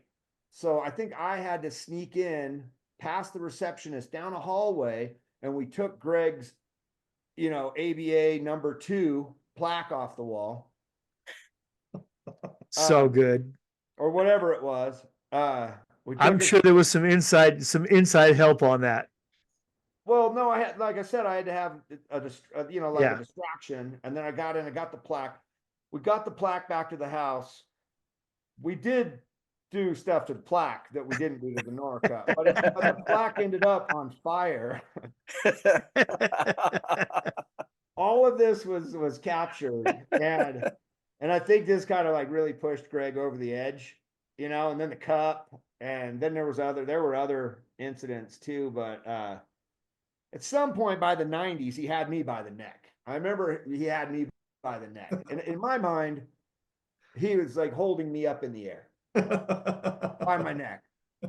In reality, he probably just kind of put his hand on my neck, but in my head, he was like, he had me up in the air, was like shaking me around or something. But that was a crazy weekend. I don't know if you guys might not have been involved, like 93, that era. I mean, No, I was out. You were out. No, I was Eric, in. you got like an NBL number 1 plate in 92 or something, didn't you? 93. 93, yeah. Yep. You remember driving to South Park with us in our van? I wasn't in that. I was in the hyper van. We might have been. You drove with us. Really? Yeah, I remember it. I remember driving the white S&M van, and I remember having a cooler full of Keystone. No, it was a Rolling Rock beer next to the driver's seat, and you were in the passenger seat. You needed a ride from Evansville to South Park, and you went with us in our van, and you were in contention for the number 1 plate. You I don't were remember taking it from Terry Tenet because Terry had owned Yes. the NBL for a few years. Yeah, I took it from Terry. It was my first year. I'd retired for 2 years to race motorcycles. Okay, I didn't know that. It was my first year back, and Clay had sponsored me. I don't know if I was on a hyper yet or if I was on a GT at that time, but I started back on a GT with hyper stickers. You were on a hyper, Yeah. and So- you went to South Park with us for some reason. You needed a ride, and but yeah, I was in that year 93 where, you know, this is another ABA suspension. I got a year that weekend. That was the Todd Huffman sucks, GT sucks. I don't know if you remember all this. Oh yeah. Do you remember this race from Oregon? You know, I mean, so much crazy stuff happened at this race. I mean, at one point, I think Sunday morning, I woke up in a berm, and they were trying to do a Pro Forks photo shoot. And I remember Mike King or Pete or somebody was kicking me like, you know, Moeller, get up. That was I was in the berm. I remember that was like a really I was tight. asleep in the berm. It was, All those rolling rocks by Oh, the driver's seat, man. they'll catch up to you. Yeah. that was No, a I really also left a tight little- arena. I left a little present for the ABA on the gate that night too. Oh. So yeah, when I woke up on Sunday, they hadn't caught wind of all of it yet, but by the end of the weekend, I had a full year suspension, of course, but and well deserved. But at some point during that weekend, Greg had me by the neck for something. I don't know. Chris, I think I get this feeling that you're about the, kind of like the thrill, the excitement, the push the buttons of everybody. But was there anyone really that you didn't like that or was it just like everyone's in the same, if they're around you, they're fair game type of thing. Yeah. I mean, the closest I don't really dislike anybody that rides, really the closest was probably Harry. There actually Yeah. ended up being like an actual, Like a rival type of thing. yeah, like I actually was like disliked him a little bit. Yeah. But the last couple times I saw him, we were friendly. Yeah. Yeah. As No, long I as mean, yeah. As long as we weren't racing, I mean, And then you black out or anything. right. Yeah. Exactly. No, I can't remember ever really disliking anybody, to be honest. Yeah. I think you relished in it, man. Like I think, yeah, exactly. yeah, exactly. the time when you and Aquaman were going at it in Reno, I think it was Reno, right? Yeah. And then you guys wrecked each other and then got up and wrecked each other again. And then you Three were times. yeah, in one race. Three And then- times. and I then you- feel like you're the guy that walks away and kind of laughs, and then the other person is the one that's like really pissed about it. Moeller's the guy that cut you off on the freeway, and you're chasing him pissed off, Yeah. and he's driving along in just bliss, laughing, just like, oh yeah. Yeah, exactly. The Aquaman, That story was great, Aquaman man. moto though. I mean, that was like an A Pro main. Yeah, Again, you're fighting over like $20. It's on YouTube and it's hilarious. It's And then at the- incredible who filmed that was Scott Matchwell. Yes. Scotty I'm Matchell. so glad he filmed that because I feel like there's so many stories, so many things that happened to me, in my life. I tell the story and it doesn't sound real. And I stop myself sometimes because I think, man, these people just think I'm full of shit. Like I'm making this stuff up. Dude, you crashed with the same guy 3 times in a pro main. The best. I mean, that's not the you best have to part, see the dude. video. You have to see the video. Yeah, the but, best I mean, part- and then there's a moonwalk, and then I get tackled. The moonwalk is my favorite, Yeah, by 'cause the you- way. That's right. What That's happens right. is, dude, you do the moonwalk, then you get up and ride, and his bike's laying there, and you kicked out on his bike. Yeah, you kicked out on his bike. That's right. And then you come across the line, and the owner of the bike company just levels you, dude. No, he doesn't though. You need to go back and watch the video. Don't worry, we'll be playing it right here during Yeah. this. He comes out at me. Now look, I want you to look closely. I'm going He to. comes at me. I actually take him down. I'm gonna look at it. He comes at me. I take him down. I love it. I mean, come on. I am. Credit where credit is due, man. Come Yeah. on. So they kick him out, right? They kick him out of the arena, and it's in the wintertime. And he has to sit outside. And we would ride by the front doors, and it was snowing outside, and he was kind of like trying to watch his team through the glass or whatever. And we would ride by and like laugh at him and point at him. That's amazing. Hey, that same arena though was the Harry Shoe incident. That one, unbelievable. Another classic. Unbelievable. I mean, wish someone had that on videotape. That's probably the best story of them all. Yeah. And the a shoe famous print. story. I mean, the shoe print, The Vans waffle. it was a Puma. Oh, it was a Puma. It was a Oh my Puma. gosh. Yeah. And then they kicked him out, and they kicked him out for the whole season. Hmm. That was the first race of the season. They kicked him out for the whole. Oh, Wow. Yeah, he wasn't happy about that. And then I probably didn't race again the whole season. Wild, man. So good. I Well, don't you've know, man. That Reno stuff would happen at Reno all the time. Yep. I don't know why. That's there's something in the water up there in Reno, man. Yeah, but you know, those are some pretty good. Those are some pretty good stories, though. well, you don't. I don't think you get enough credit or remembered enough as such a fast racer. And I think you tried. I don't know if you tried to play that down, but dude, you were definitely punching above your weight in the pro class and held your own. And that's something to be very proud of. I mean, I appreciate that. Yeah, 16X, I did pretty good. 17, 17X back then was for us was 17 and over. 17 and over. Yep. yeah, I was just thinking about this the other day. I did 16X, made the main at the ABA Grands. That was hard to do. yeah. 17 and over X, I made the main at the ABA Grands. That was hard to do. The next year I came back, I was AA, no main. Made the quarter, but then A Pro and multiple mains, Vet Pro, I'd always make the main. So I think I've made the main at the ABA Grands every time I've been there, except for AA Pro. And honestly, AA Pro is just that's a whole nother lifestyle. Mm. It is. You know What? That's a good way to describe it, actually, Chris. I never trained. It's a whole nother lifestyle, and that's what it is, right? Because that level is just, yeah. And for me, I think, 9th and 10th grade, I was a wrestler in high school. And I was just a smart ass. And I think they put me in there because I was always fighting people at school and being a smart ass. And my big mouth would get me in fights. And then they said, if you're going to be fighting all the time, running your mouth, we should put you on the wrestling team, which they did. And I would do the same thing in wrestling. I was the little 98-pound guy. Then they'd say, like, oh, does Moeller have something else to say? And I would say, yeah, as a matter of fact, I do have something else to say. Okay, well, that's another 50 push-ups for everybody. And then we do the 50 push-ups, and everyone would say, shut up, dude, shut up. And then he would say, how about now, Moeller? Does Moeller still have something to say? And I would say, yeah, I do. I really do have something to say. And I'd say, okay, well, that's going to be another 50 for everybody. And this would go on and on and on. But that 9th and 10th grade doing the wrestling, I think it allowed me to be faster on the bike. But Well, you were fast, brother. You were fast.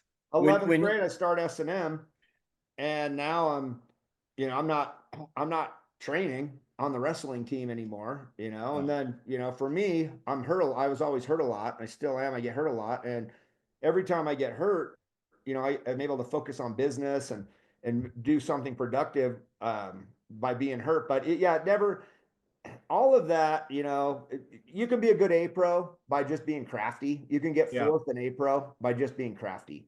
Yep.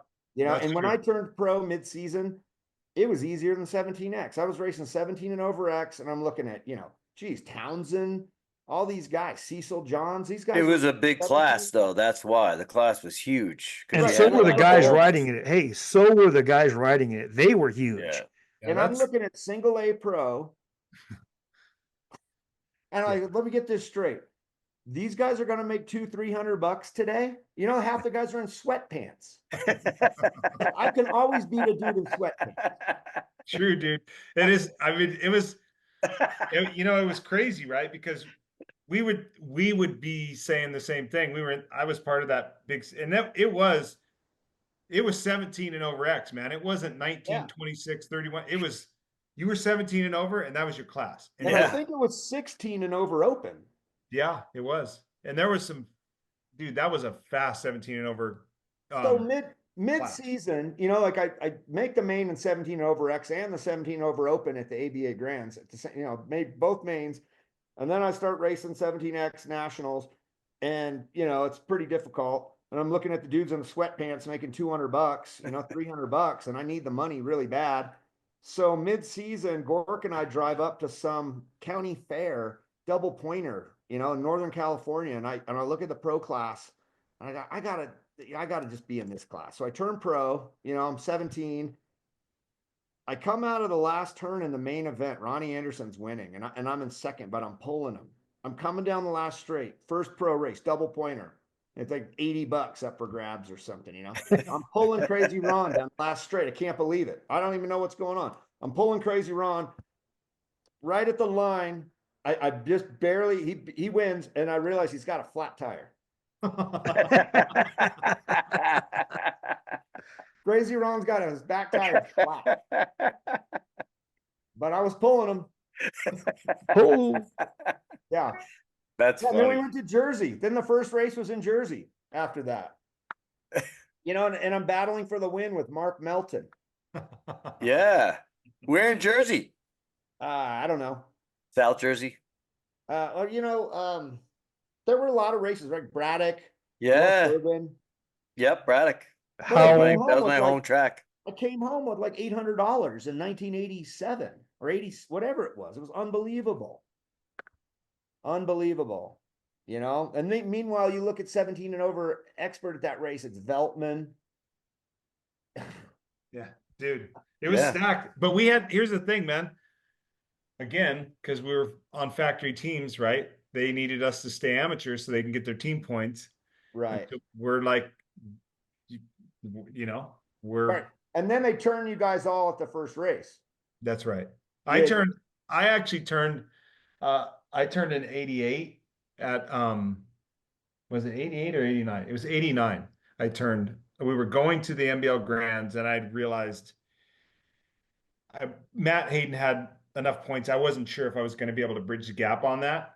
And, I just told my dad, I'm like, I've won this title a couple times the last couple of years in a row. Like, I don't think I'm going to catch him, dude. He's got enough points on me. If he has a decent weekend, I'm not catching him.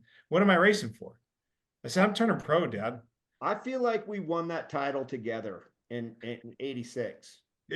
You definitely gave me some help. Do you remember? I absolutely remember. I It's like crashed the entire main. the whole field behind me. You dove inside on Tom Mitchell. You just rode around the track with that ping pong ball helmet Exactly. and got the #1 plate while I had 6 guys yelling at me. That's exactly it, dude.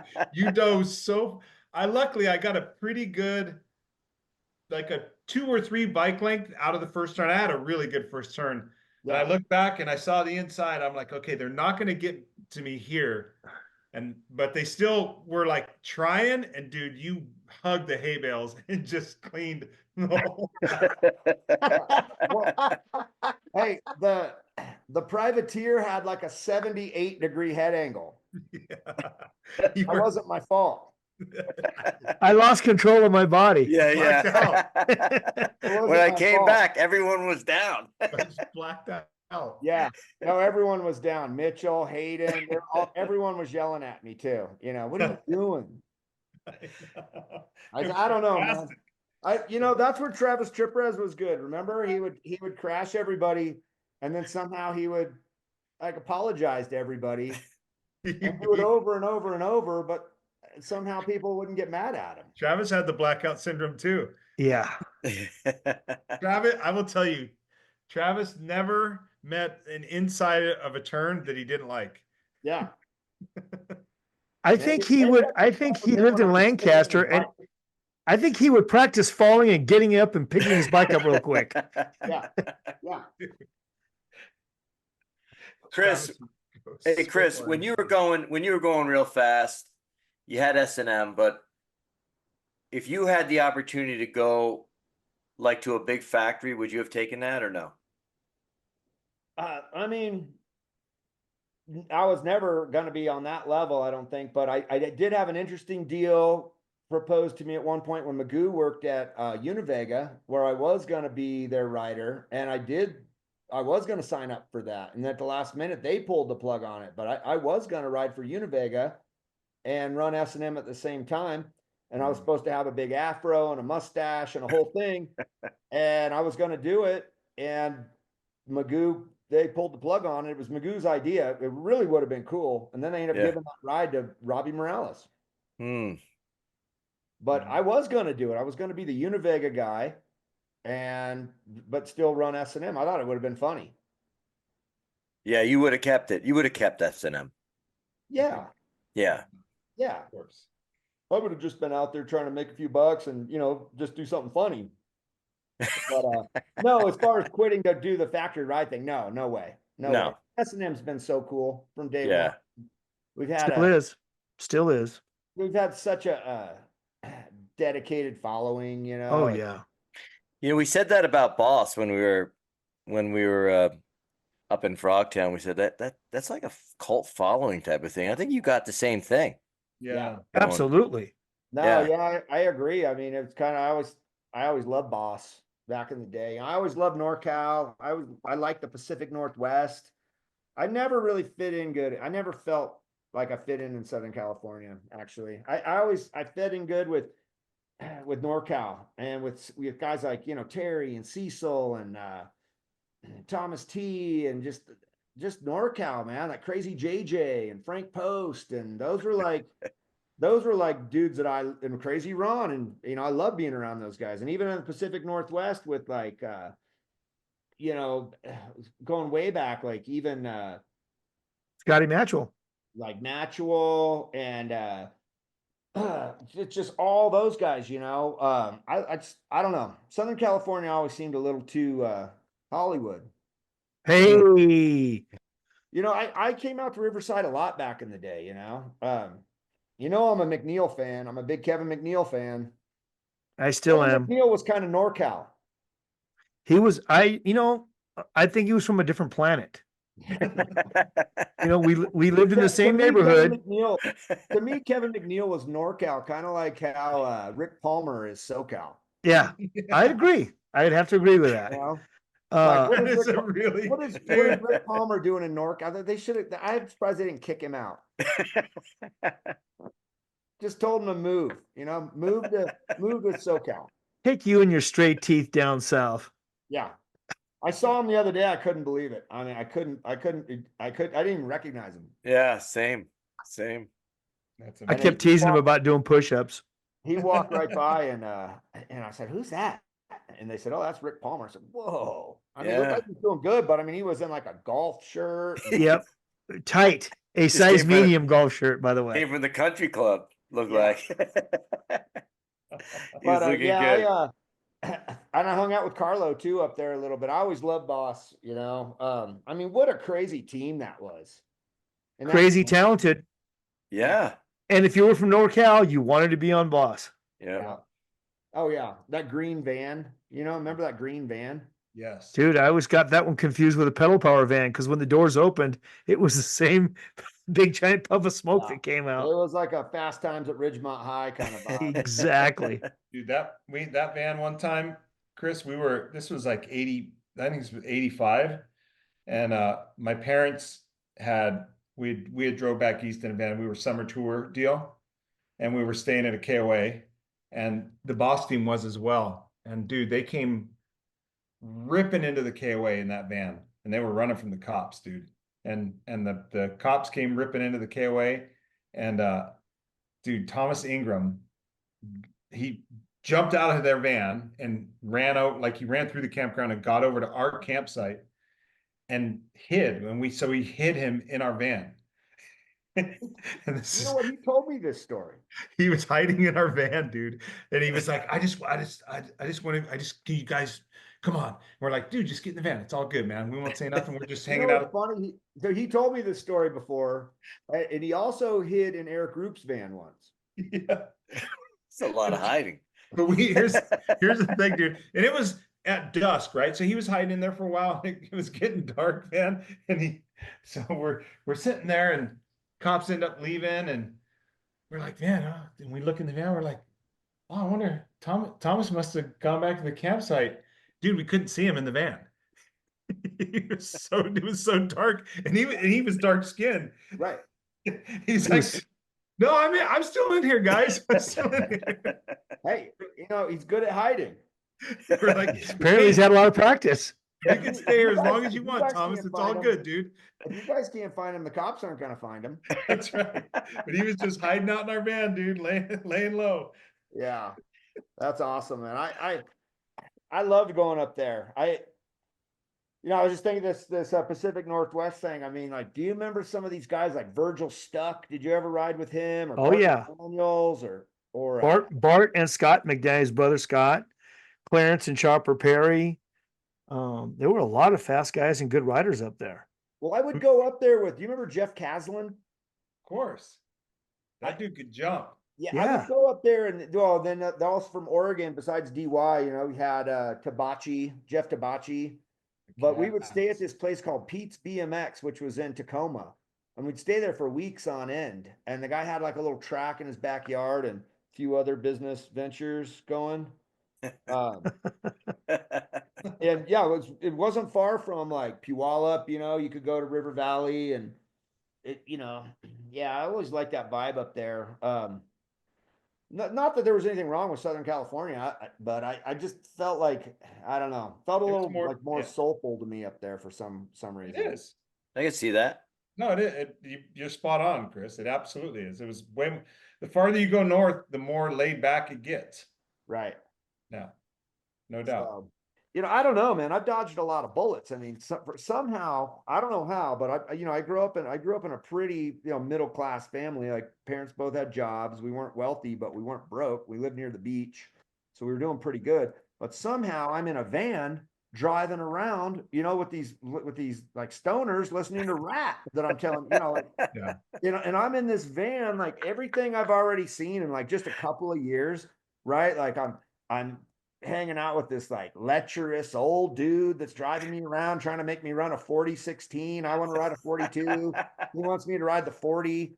At some point, like I went to a race one time where I went to the snack bar or somewhere. He sent me to the arcade, maybe at Ascot, like go to the arcade or go drive the cars. Remember that little cars at Ascot? Go do that. And then he changed my gear. He changed my gear while I was gone. Like took off my 42 and put on a 40 because Travis ran a 40. But everybody that rode for Robinson had to have a 40. Yep. So now he switches my gear. I think he did it to me at Devonshire Downs too. And I was like, what's going on here? It's a downhill track. And now I got a 40, But Well, fast gates and you go on the inside. anyway, yeah. So I'm hanging out with this lecherous old dude and changing my gear, unbeknownst to me. And then I'm in this van with these like Hessians, listening to rap, driving around. I mean, and then I kind of start my own thing. And I don't know. To me, it seemed very normal. My operation seemed very normal, but I hear people talk about it to this day like it was really wild. But I feel like compared to what I saw, it seemed really kind of, tame. Man. Like, I don't know. Were you guys at the race where the rodeo cowboy came after us with the gun and Heard about that. did you ever hear about this one? I never heard about it. Where, No. where? So we're leaving this race in San Diego somewhere, in like a rodeo arena. Climber, me, Alan Foster, that whole crew, POW crew. Yeah. The race is over.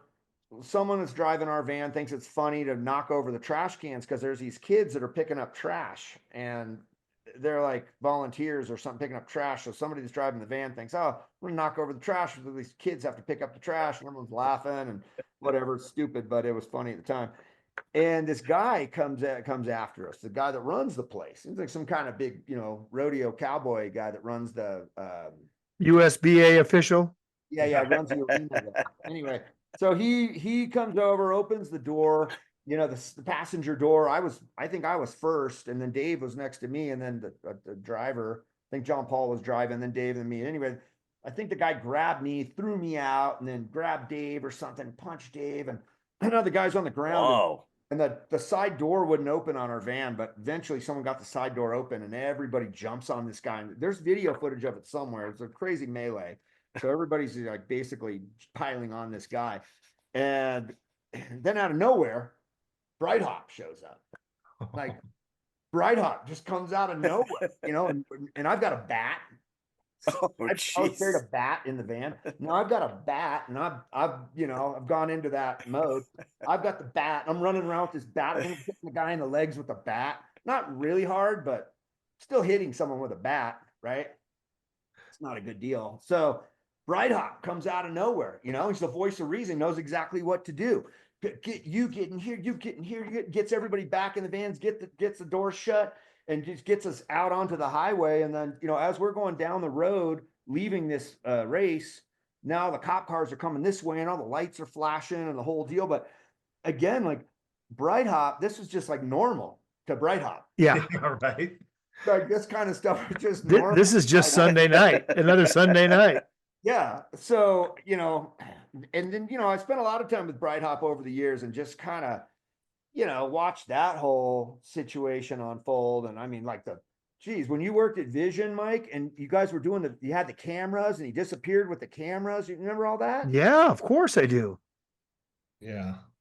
That's wild. Like you can't write this kind of stuff. No. I don't know if I mean, I know your bike company S&M is primarily based around street riding and dirt jumping and stuff like that. You guys do have race bikes as well, but I don't know if people give. I don't know if if so much time has passed, but I don't know if enough credit's given to how progressive your riding was when you were a BMX test rider and the shit you were doing, and then Brian Hernandez came on board and you guys together were doing stuff. And, dude, you guys were and Fuzzy. Don't forget Fuzzy. And Yeah. Fuzzy, yeah. You guys were really pushing the trick envelope. Yeah. It wasn't like that before you guys started doing what you were doing. Well, if you look back at some of the first dirt jumping comps that the ABA had, they were like little halftime shows, like the one they would do at Bakersfield. Yeah. If you look at that stuff, like some of the guys were really skilled, like Daryl was good. Billy Griggs was a really good dirt jumper. I mean, Callahan was a really good dirt jumper. Yeah, he was. Rich Bartlett. Bartlett was really good too, but what these guys weren't doing is they weren't just hucking stuff that was like totally new. Yeah. And that's what I was doing. I mean, I would just, at first I started with the 360 and stuff, no one was doing that. And then I started doing the 720 and I started doing the bar spin and trying to do the tail whips and all that kind of stuff, where I was just sending it and getting the crowd response. Where these guys, if you look back, they were doing nice turn downs. They were doing really stylish whips. I mean, X-ups, one-footed X-ups, Kevin Hall, all these guys. I mean, they were really good dirt jumpers. They just weren't. They didn't have a deep bag of tricks, dude. Right. You unlocked that. You kind of unlocked that whole mode. I mean, one could say Trash Can Morgan was way ahead of his time. Yeah, I never saw him ride in person though. Yeah, me either. I didn't either. But is that where you got the work boots? Yeah, exactly. But I mean, I knew that you got those work boots somewhere, man. Dude, you didn't cook that up. That was Trash Can Morgan's thing. No, but and then like you say to your hucking, man. I mean, I forget the name of that big gap, but there's that big gap over in the UK. Oh yeah, the backyard jam. Yeah, dude, that's a legendary. Yeah, that was a legendary clip, man. Yeah. Well, I wound up in the hospital too that night. Oh man, I don't think I saw that. Don't tell them about it, Chris. Massive. Well, yeah. So it's like early '90s. I go over to England and they're having like this big jam. They're going to do dirt jumping, and it's at a BMX track actually, but in Hastings, England. But they're gonna they make a big jump. That's when the jump was like you just pedal fast as you could hit one jump. Yeah. But none of these guys were racers, so honestly, no one could get over the jump. There were a couple of guys, English guys like Paul Roberts or Keith Dooley. These guys raced, but nobody had that mix of being able to race at a pretty high level and then also be able to jump. And plus, my bike was really light. I always rode like a pretty light bike compared to all those other freestyle guys. So I had a lot on my side, but I mean, I got off the plane. They drove me straight there, and they said, "What do you think about this jump?" And realistically, the jump was like unrideable. It was unrideable. Like you came out of a neighborhood, sprinted down a hill onto some gravel, full speed. You couldn't pedal anymore. I probably had a 4316, couldn't pedal anymore. It was pointless. Chuck didn't put your 40 on? What's that? No. Chuck didn't put your 40 on?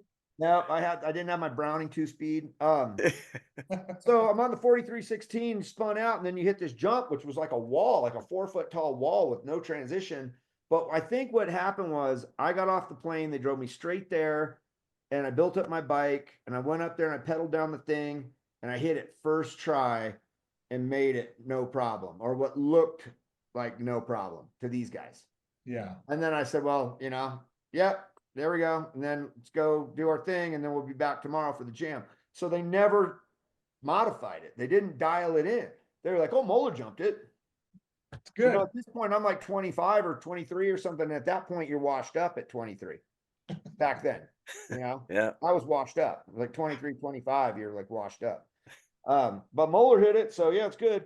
And then once the jam starts, then they realized it wasn't good, and nobody else really is even getting over it. And I think a handful of guys got over it, but then I started to do tricks over it, and then one of them just sort of went bad, and I ended up knocking myself out and breaking a bunch of ribs, breaking some ribs. But yeah, I mean, the photos, man, the photos from it are like, they're epic.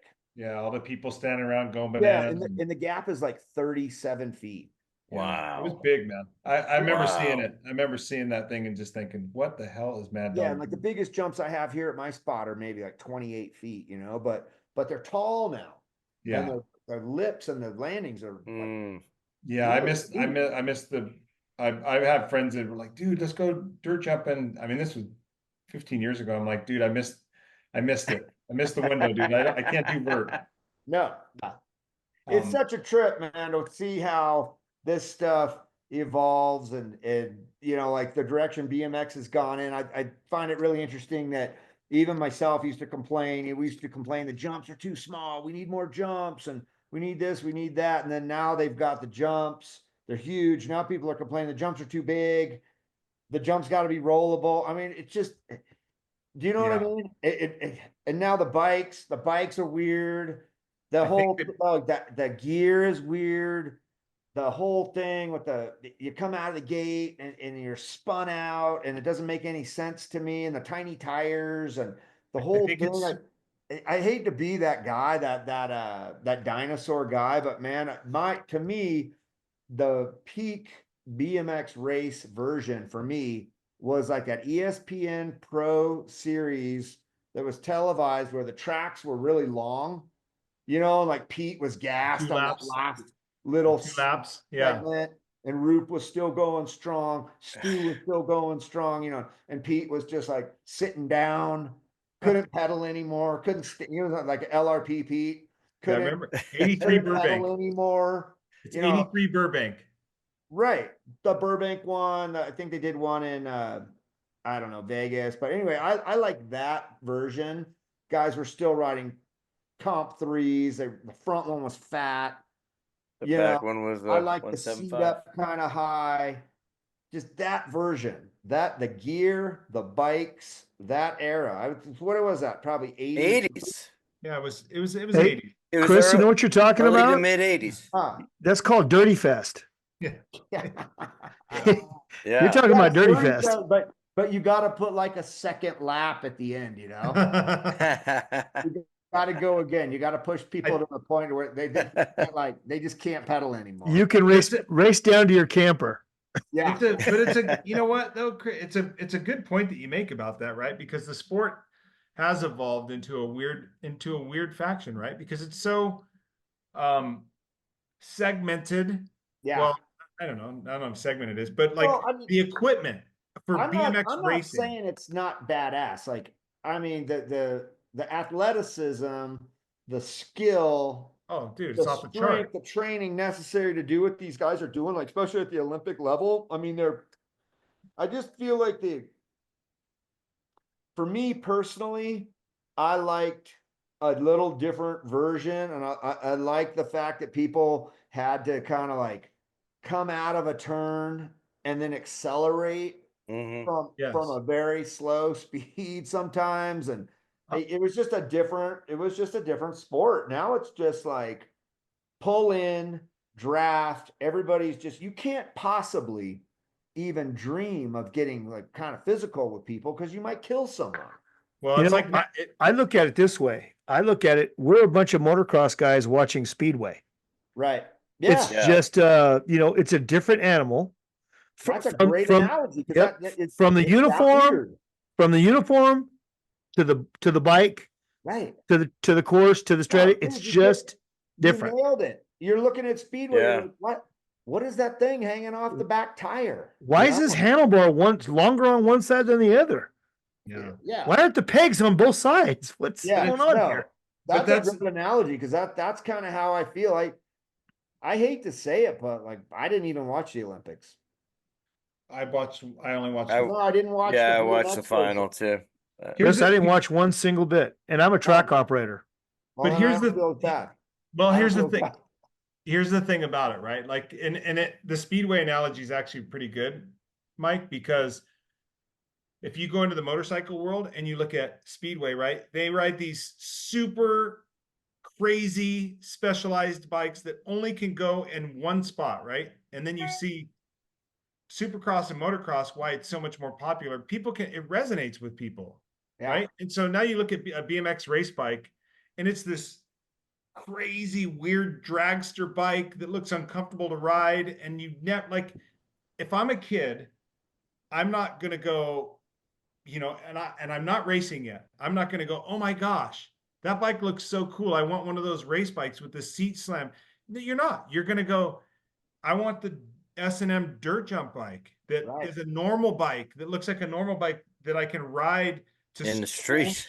Right. Yeah. And even the motocross bike, for the most part, doesn't look that different. I mean, the No. bike, the kit, the gear, it doesn't, like, look at Ricky, Johnson 86, and you look at, Jet Lawrence 2024, they're in red, white, and blue. Yep. It doesn't look that much different. Yeah. You know what I mean? Yeah. But Totally. if you look at BMX 83 and then BMX 2024, Yeah. it's Totally different. it's totally different, Yeah, and then so It's I don't know, man. evolved. It is what it is. It's like you just can't get hung up on it. I'm not the guy that likes to sit around and complain about this stuff all the time. I'm just telling you guys because I've known you for a long time, but Yeah. that's just how I feel about it. I don't get as excited by like the pro class now. I can't even name. I used to be able to name when I was a kid. I could name every single dude in Sure. pro. Honestly, Right. I might, there might be like a guy Virgil from Stuck. Florida that I didn't know. A Virgil Stuck. Virgil Stuck, I knew. Yeah, I sponsored Virgil Stuck for S&M. Yeah. But yeah, I mean, I could name everybody. Now I can't. I'm like, geez. Well, here's the thing about it that I see it, man. And this goes back to what you were saying, Chris, about the athleticism. What the guys are doing on their bikes and how they're able to manipulate their bikes through the track, over the track, around it. They're insanely talented riders. But for us, here's the thing. We had our time in BMX, right? And it was our special time and we got to experience it. We are biased. Our era was the best era.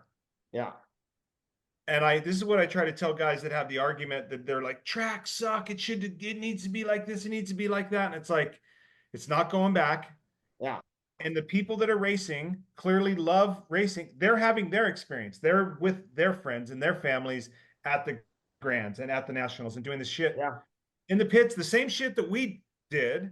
Well, maybe it's the media maybe the media is the issue. Like we had cool mags and you could follow it. And maybe Well, that's why you knew all the pros when you were a kid. Dive into my Pull magazine a little bit more, No, But- I think it's a combination of things, right? Kids are more distracted, but the bikes are so specialized, dude. They're not I don't think the bikes are attractive to a large group of kids. That's what I'm saying too, but they're the most effective bikes for that course. Oh, dude, That's right. Yeah, they're dragsters. Yeah, so if you're trying to win, that's what you got to ride. That's right. But They're now dragsters. where it kind of comes into play for me is like my version of BMX, like the guys that are trying to build the orange track again. And they sent out this, and I'm all for that. I think it'd be great. I can't believe Orange County doesn't have a track. That blows my mind. Criminal. Blows my mind. So they want to redo the track. I think that's great. I'd like to help out in any way I can, but I can't get behind the 4 straightaways and 3 turns design. Think about how many tracks you go to that are 4 straightaways and 3 turns. Yeah. With all the humpity bumpities pumping up your tire in between, I mean, someone's got to start mixing it up a little bit. And I love Dirty Fest. I love Frogtown for that reason. But honestly, this isn't like a sustainable thing where, you know, you're not going to go on the circuit with your 75 coaster brake bike, because the first time you break your red line fork and you realize the new fork's $1,000, you're done. Like, what do you, Yeah. you know what I mean? No, Like this, we- this is almost already outlived its. I've raced my little coaster brake bike for, you know, 4 years at Frogtown and 1 year at Dirty Fest, and it's probably not even safe anymore. Right. No, you're true in what you're saying about that, Chris, that, you know, like it is like, we're smart enough to know that our event is a niche event, Yeah.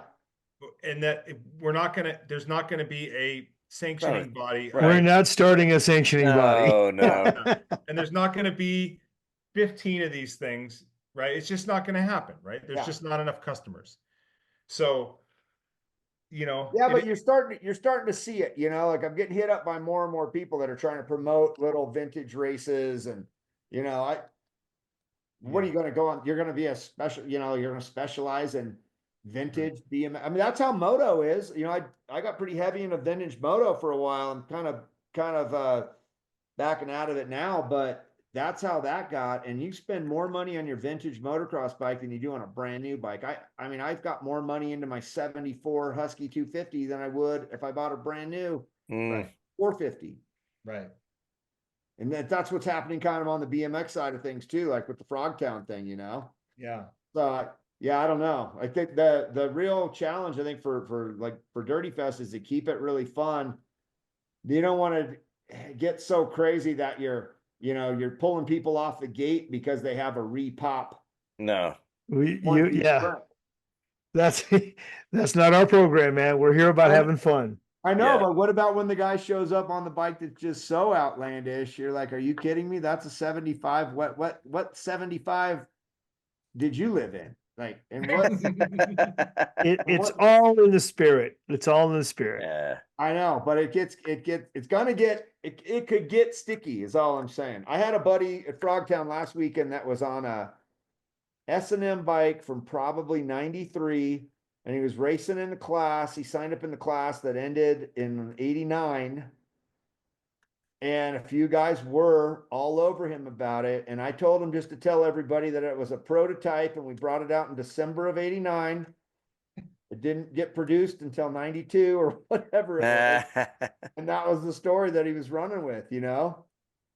But they're going to start you're going to get that guy. But you know where that lies, Chris? Like Hollywood said, it lies in the spirit, right? And if it becomes a stink, then it's technically up to us to tell the people that are making a stink over irrelevant shit, like, oh, dude, your pedals are the wrong air pedals, so you can't race in this class. That's where we go, stop being a bitch. Yeah. Yep. Hey, listen, yeah.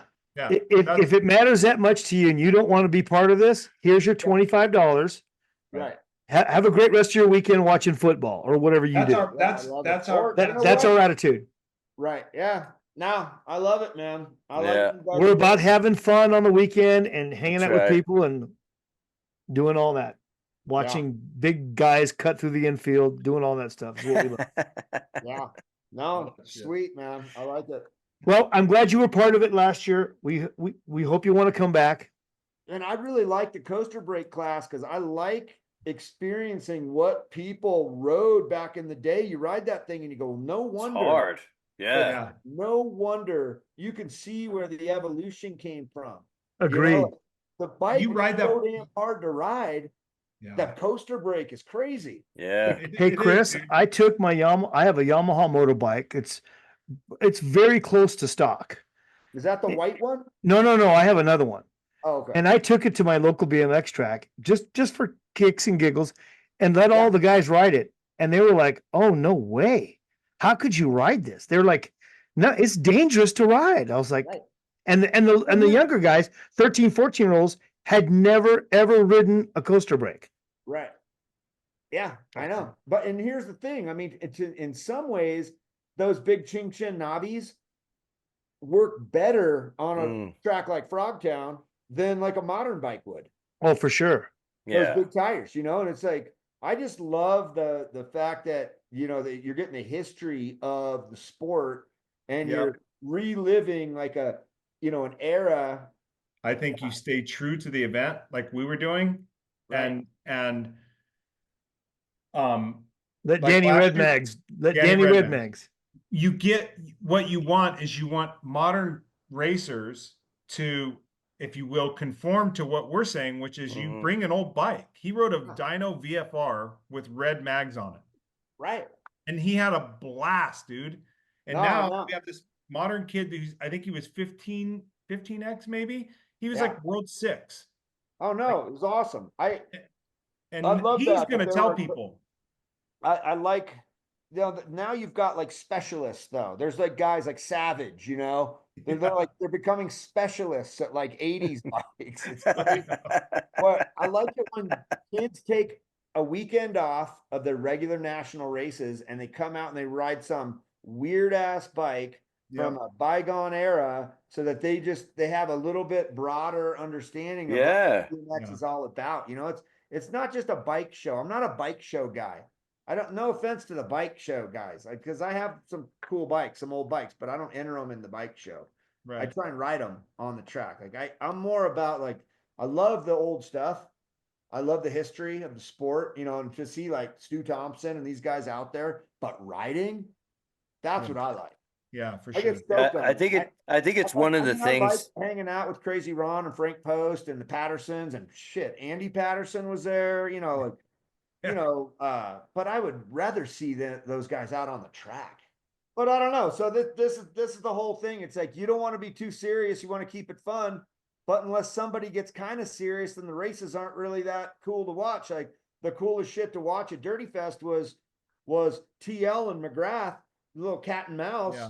When TL's trying to brake check Jeremy, and then Jeremy, is too smart for it and squares it up and passes them. Like, to me, and then your kid's race was unreal. And Yeah. your race was unreal, Chris. It was Yeah. My race fantastic. I love that lap, but you kind of have to get after it to get a lap like that. Yeah. Oh, I didn't get that but lap like listen, this. we just talked about it. That's 3 races. That's Yeah. 3. Let me tell you, the side hack main event was fantastic. Yeah, yeah. And then the grudge race between the two guys, the 2 different hacks that Yeah. said, we don't want to be in the main, we just want to race each other, and we let them do it. That was great. That's good. Yeah, that's why I liked that. There's not. Hey, wait, one more. There you go. One more. Yeah. And the pit bike race with Cheeto, Mark Bruno, and the little kids. Yeah. Now that But it- Cheeto guy's killing me, man. Yeah, it was to have those guys, the older guys race the pit bikes against the little kids, Yeah. and then let the little kids win. It was great. I think what it comes down to, look, we're all old BMX racers. So when we get in the gate, we're competitive. We're going to try our hardest, right? I think what happens is, I think where the plot gets lost a little bit and it gets too serious is in where you start getting like, well, let's say for sake of argument, if you had a sanctioning body and then you start having these big pro purses and all this stuff, and then it's like, then people get serious. We're not about that. No. That's why, No. Terry tried to get us a couple of years ago.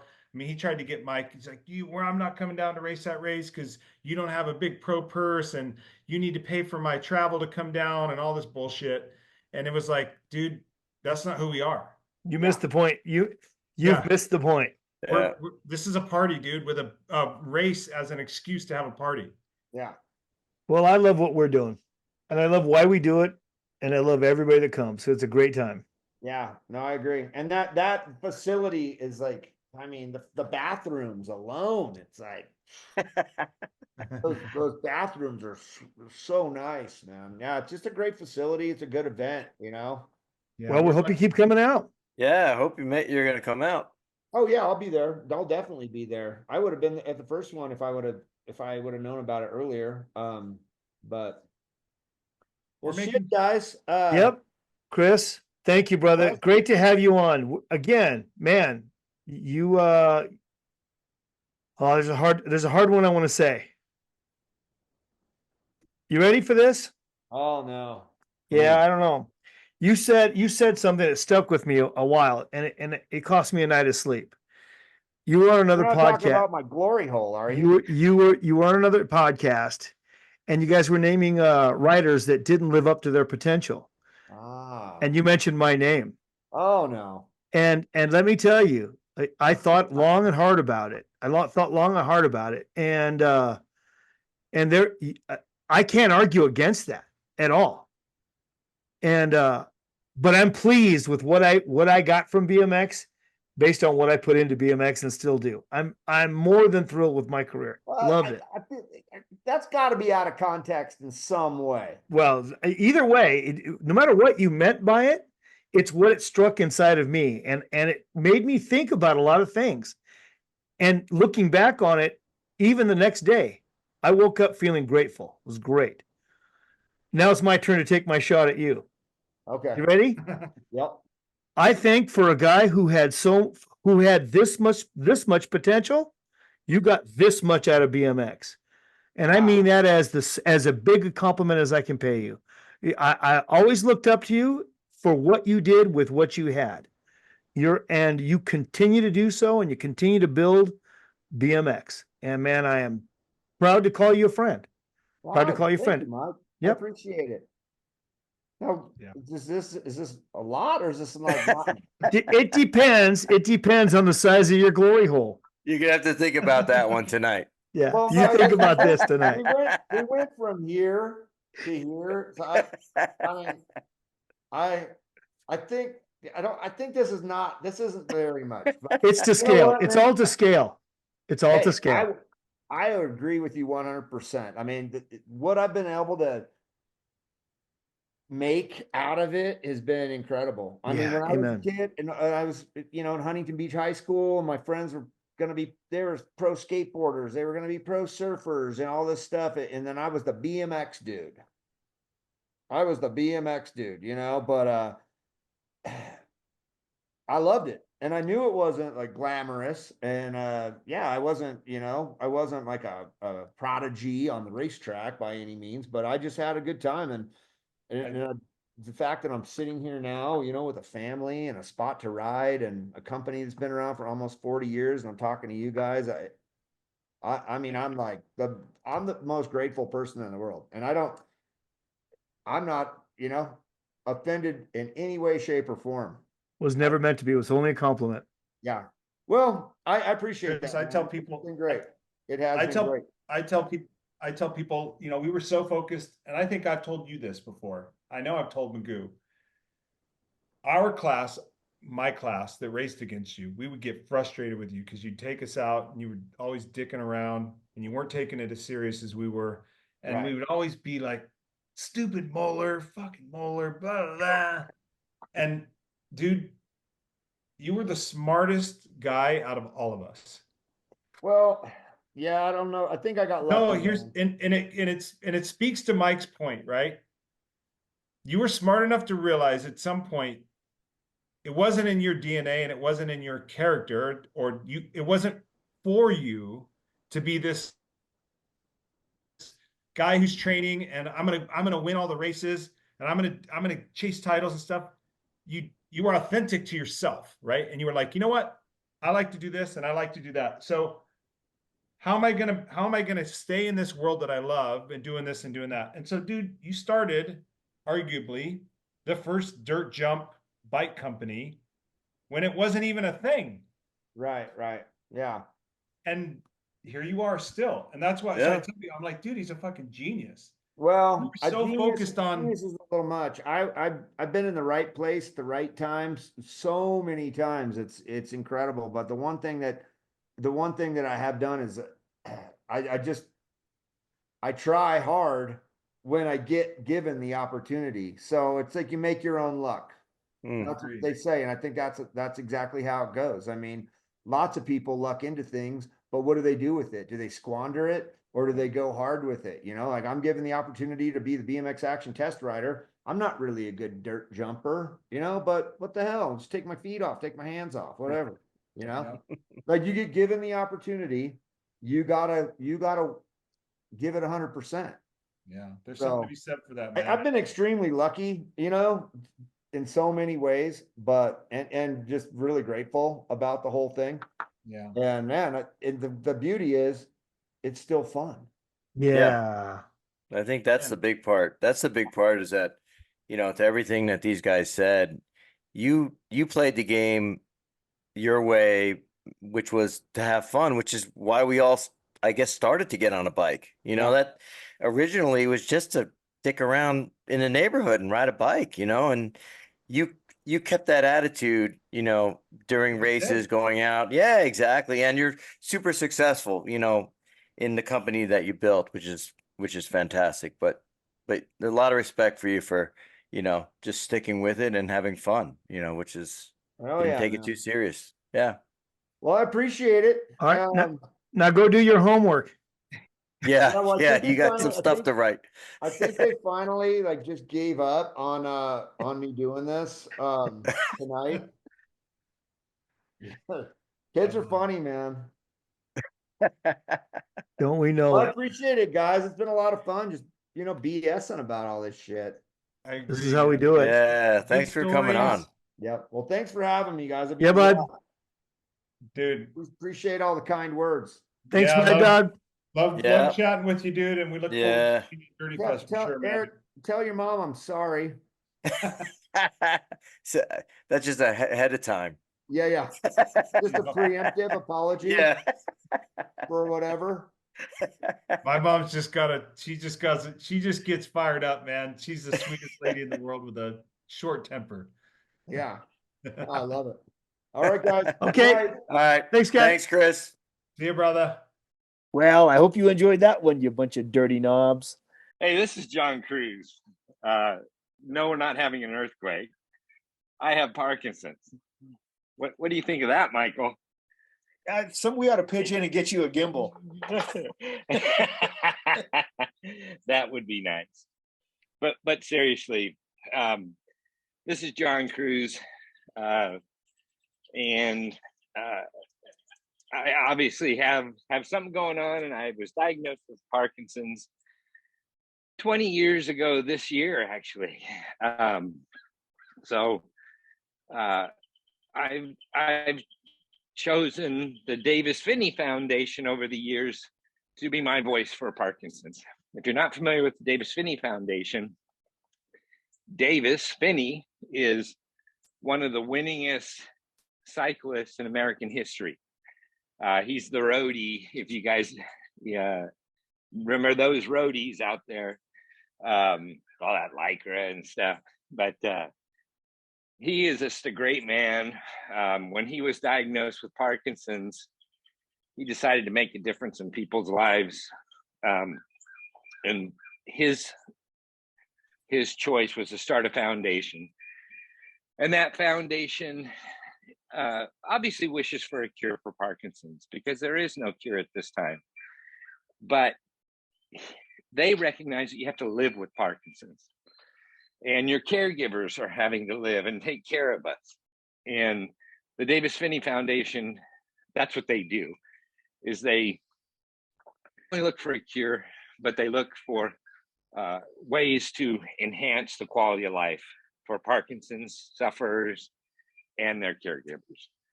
So I appreciate all of you supporting the Davis Finney Foundation. It certainly means a lot to me. I know we all have something, right? So I think it's important to give back to our communities, whether it's BMX or a foundation that's close to your heart. If you don't have one, please choose mine. I appreciate you. Well, thank you, John Cruz. You certainly have made a difference in a lot of lives, including mine, and giving us the opportunity to do something good for somebody else is fantastic. So thank you. Thank you so much. And on behalf of John Cruz, please find a way to give something to the Davis Finney Foundation on behalf of John Cruz, the Dirty Knobs, and your entire BMX family. Thank you very much. Okay, so we're ready for this. So we're gonna go 1, 2, 3, record. Hey guys, this is Bill Ryan. I'm the owner of Supercross, and I'm now the caretaker of Torker. Now, Torker, you might see right above the shoulder here of this dirty knob, Mike Miranda. He's got a Torker jersey. He's a Torker alumni. We've been working for 9 years to bring Torker back to its original foundation, to its original roots, to its original twin top tube radness. A bunch of really cool restoration, remake, new versions of what you remember from your childhood that you actually get to ride. If you're in the UK, Alan's BMX, what a fun project. 9 years of my life has been dedicated into this to try and bring more fun to everybody out there. You need to ride a Torker. For more information, you just go to torkerracing.com or follow us on Torker Racing on Instagram. Boom! You're going to get to see all the inside stuff. And then sing it out right now. All right, coming live and direct from the Colt Clubhouse in Santa Ana, California. Come on down and get all your BMX needs. We're giving away free air for your tires. That's all I got, brother. That's great. That's great. All right. Now. It's perfect. Perfect. Velocity Bike Park is the premier bike park for riders in Southern California, with 25 miles of world-class trails, obstacles, flow track, and races for mountain biking, gravel, and BMX. Ultramax.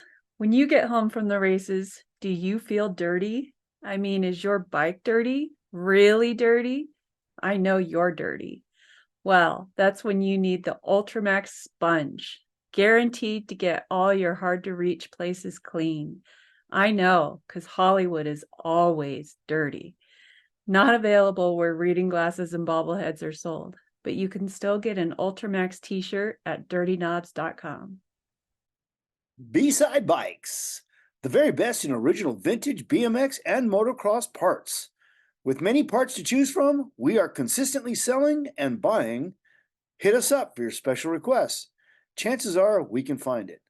Since 2015 and family ran B-Side Bikes. The passion never fades at B-Side Bikes. It just continues. B-Side Bikes. Hi everybody, Toby Henderson, founder of Box, co-founder of American BMX Companies, the owner of Race Inc., Botima, and Cook Brothers Racing.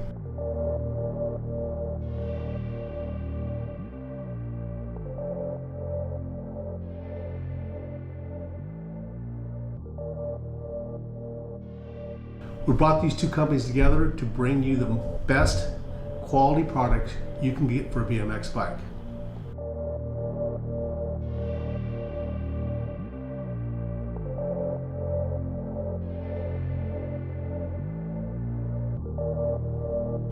We're all about the rider, so please check out our Level Up and Rider First programs. See you at the track.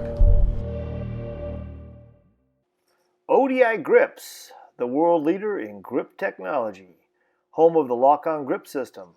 Check them out over at www.odigrips.com.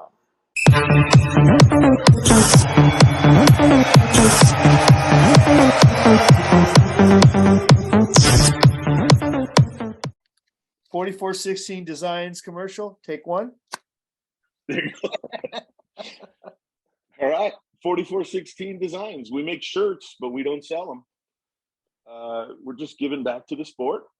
If you're out at Ukaipa BMX and you need a shirt, hit me up. I'll hook you up with one. Yeah, I love that. Mega Design Group is a full-service marketing firm. They handle everything from logos to advertising to packaging. Having over 25 years experience in the print and marketing fields, they can handle any hurdle. Check it out at megadesigngroup.com. Cool Stop Brake Pads. High-performance bicycle brake pads since 1977. Check them out at coolstop.com. That's KOOLSTOP.com.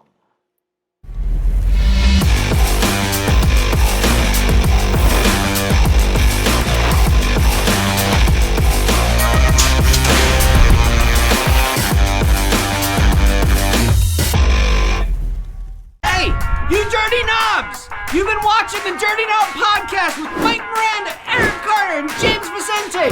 Guess what? Now, I'm Bill Ryan. This is Supercross BMX. You need to click on the supercrossbmx.com. Come on over. Buy stuff. We need to sell stuff so we can keep in business, so we can keep supporting the show. Come on. Do it.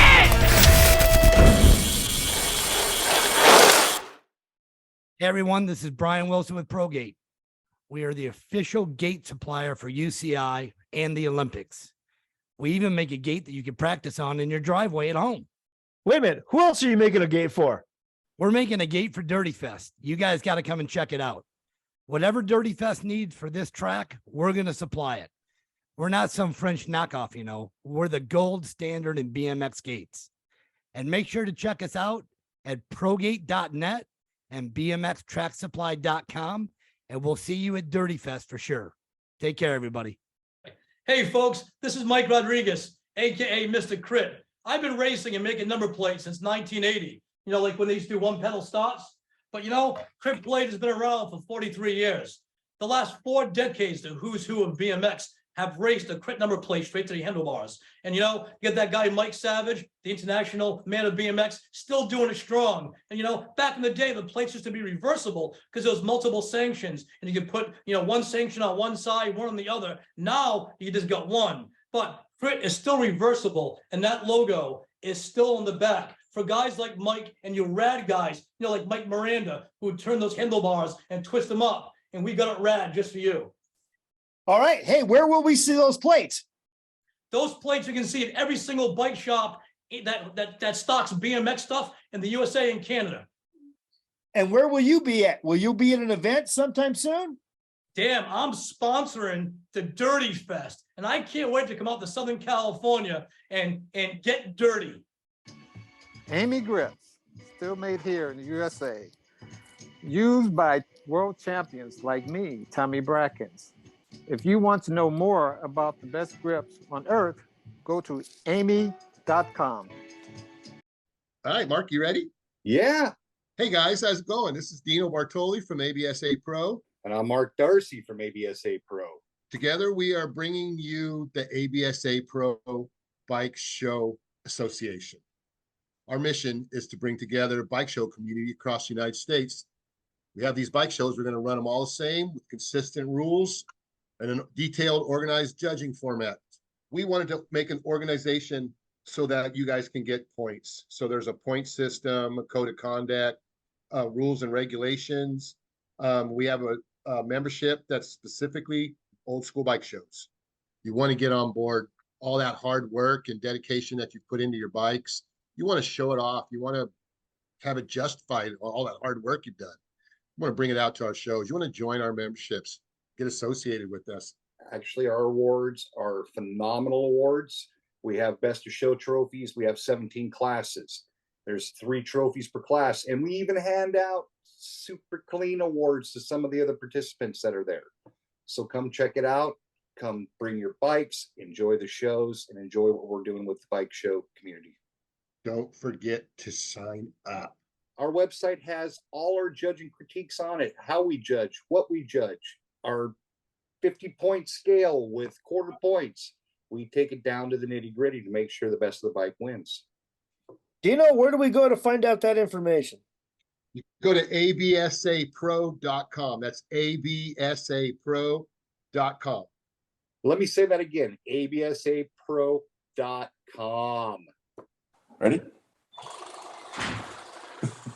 And that's going in. Yeah. We need a doing. All right.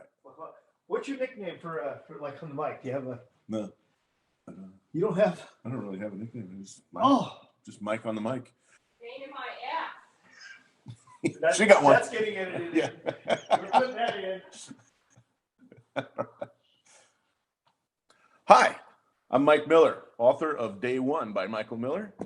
And a special offer going out. Anybody who buys the book between now and Dirty Fest, which is April 28th through 30th, I'm going to take all the money from the book and send it to the Davis Finney Foundation for those with Parkinson's. So get your copy on Amazon.com and we'll make a donation. Hey, what was the name of that book again? Day One by Michael Miller, which is me. I'm sorry. Hey, what was that name again? Day One by Michael Miller.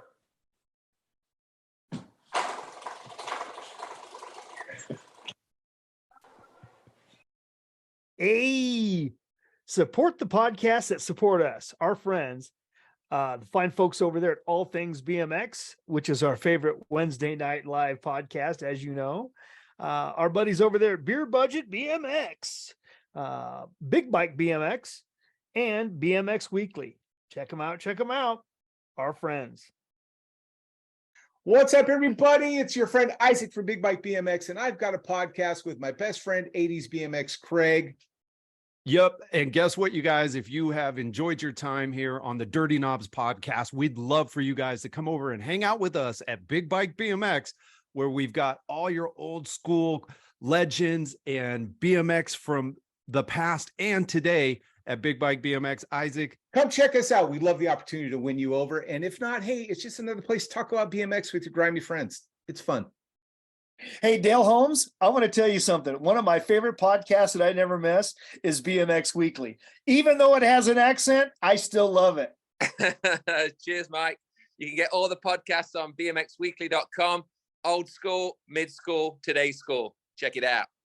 Yeah, BMX Weekly. Hey, here we go. Hey, Beer Budget BMX, baby. Coming at you live from the Beer Budget studios over here at the Hack Shack Quarantine. Oh, man, we're coming in hotter than Satan's nutsack. Yeah, we are dirtier than an Alabama strip club where reclass pros go and get lap dances by their half-sister. Yeah, the only show that'll make you second-guess your life choices like a Amish on an e-bike. hey, if you guys enjoy what you just listened to, make sure you tune in every Wednesday night to the All Things BMX show, the only live streaming podcast show in the game right now. Even ask Mike. He's been on. Vicente's been on. Still waiting for that other guy to come on the show. You can find us on YouTube, Twitch, and Facebook. And you can also find us at allthingsbmxshow.com. Keep it dirty.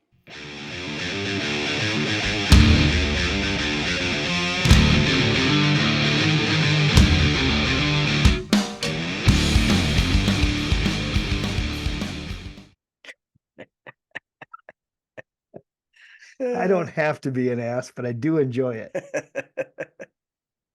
He goes, oh, I'm going to have a short day because I have to hustle back to get home for our recording. It's now 6:08. But I think basically it was like, you know, and I've said it before. I mean, cat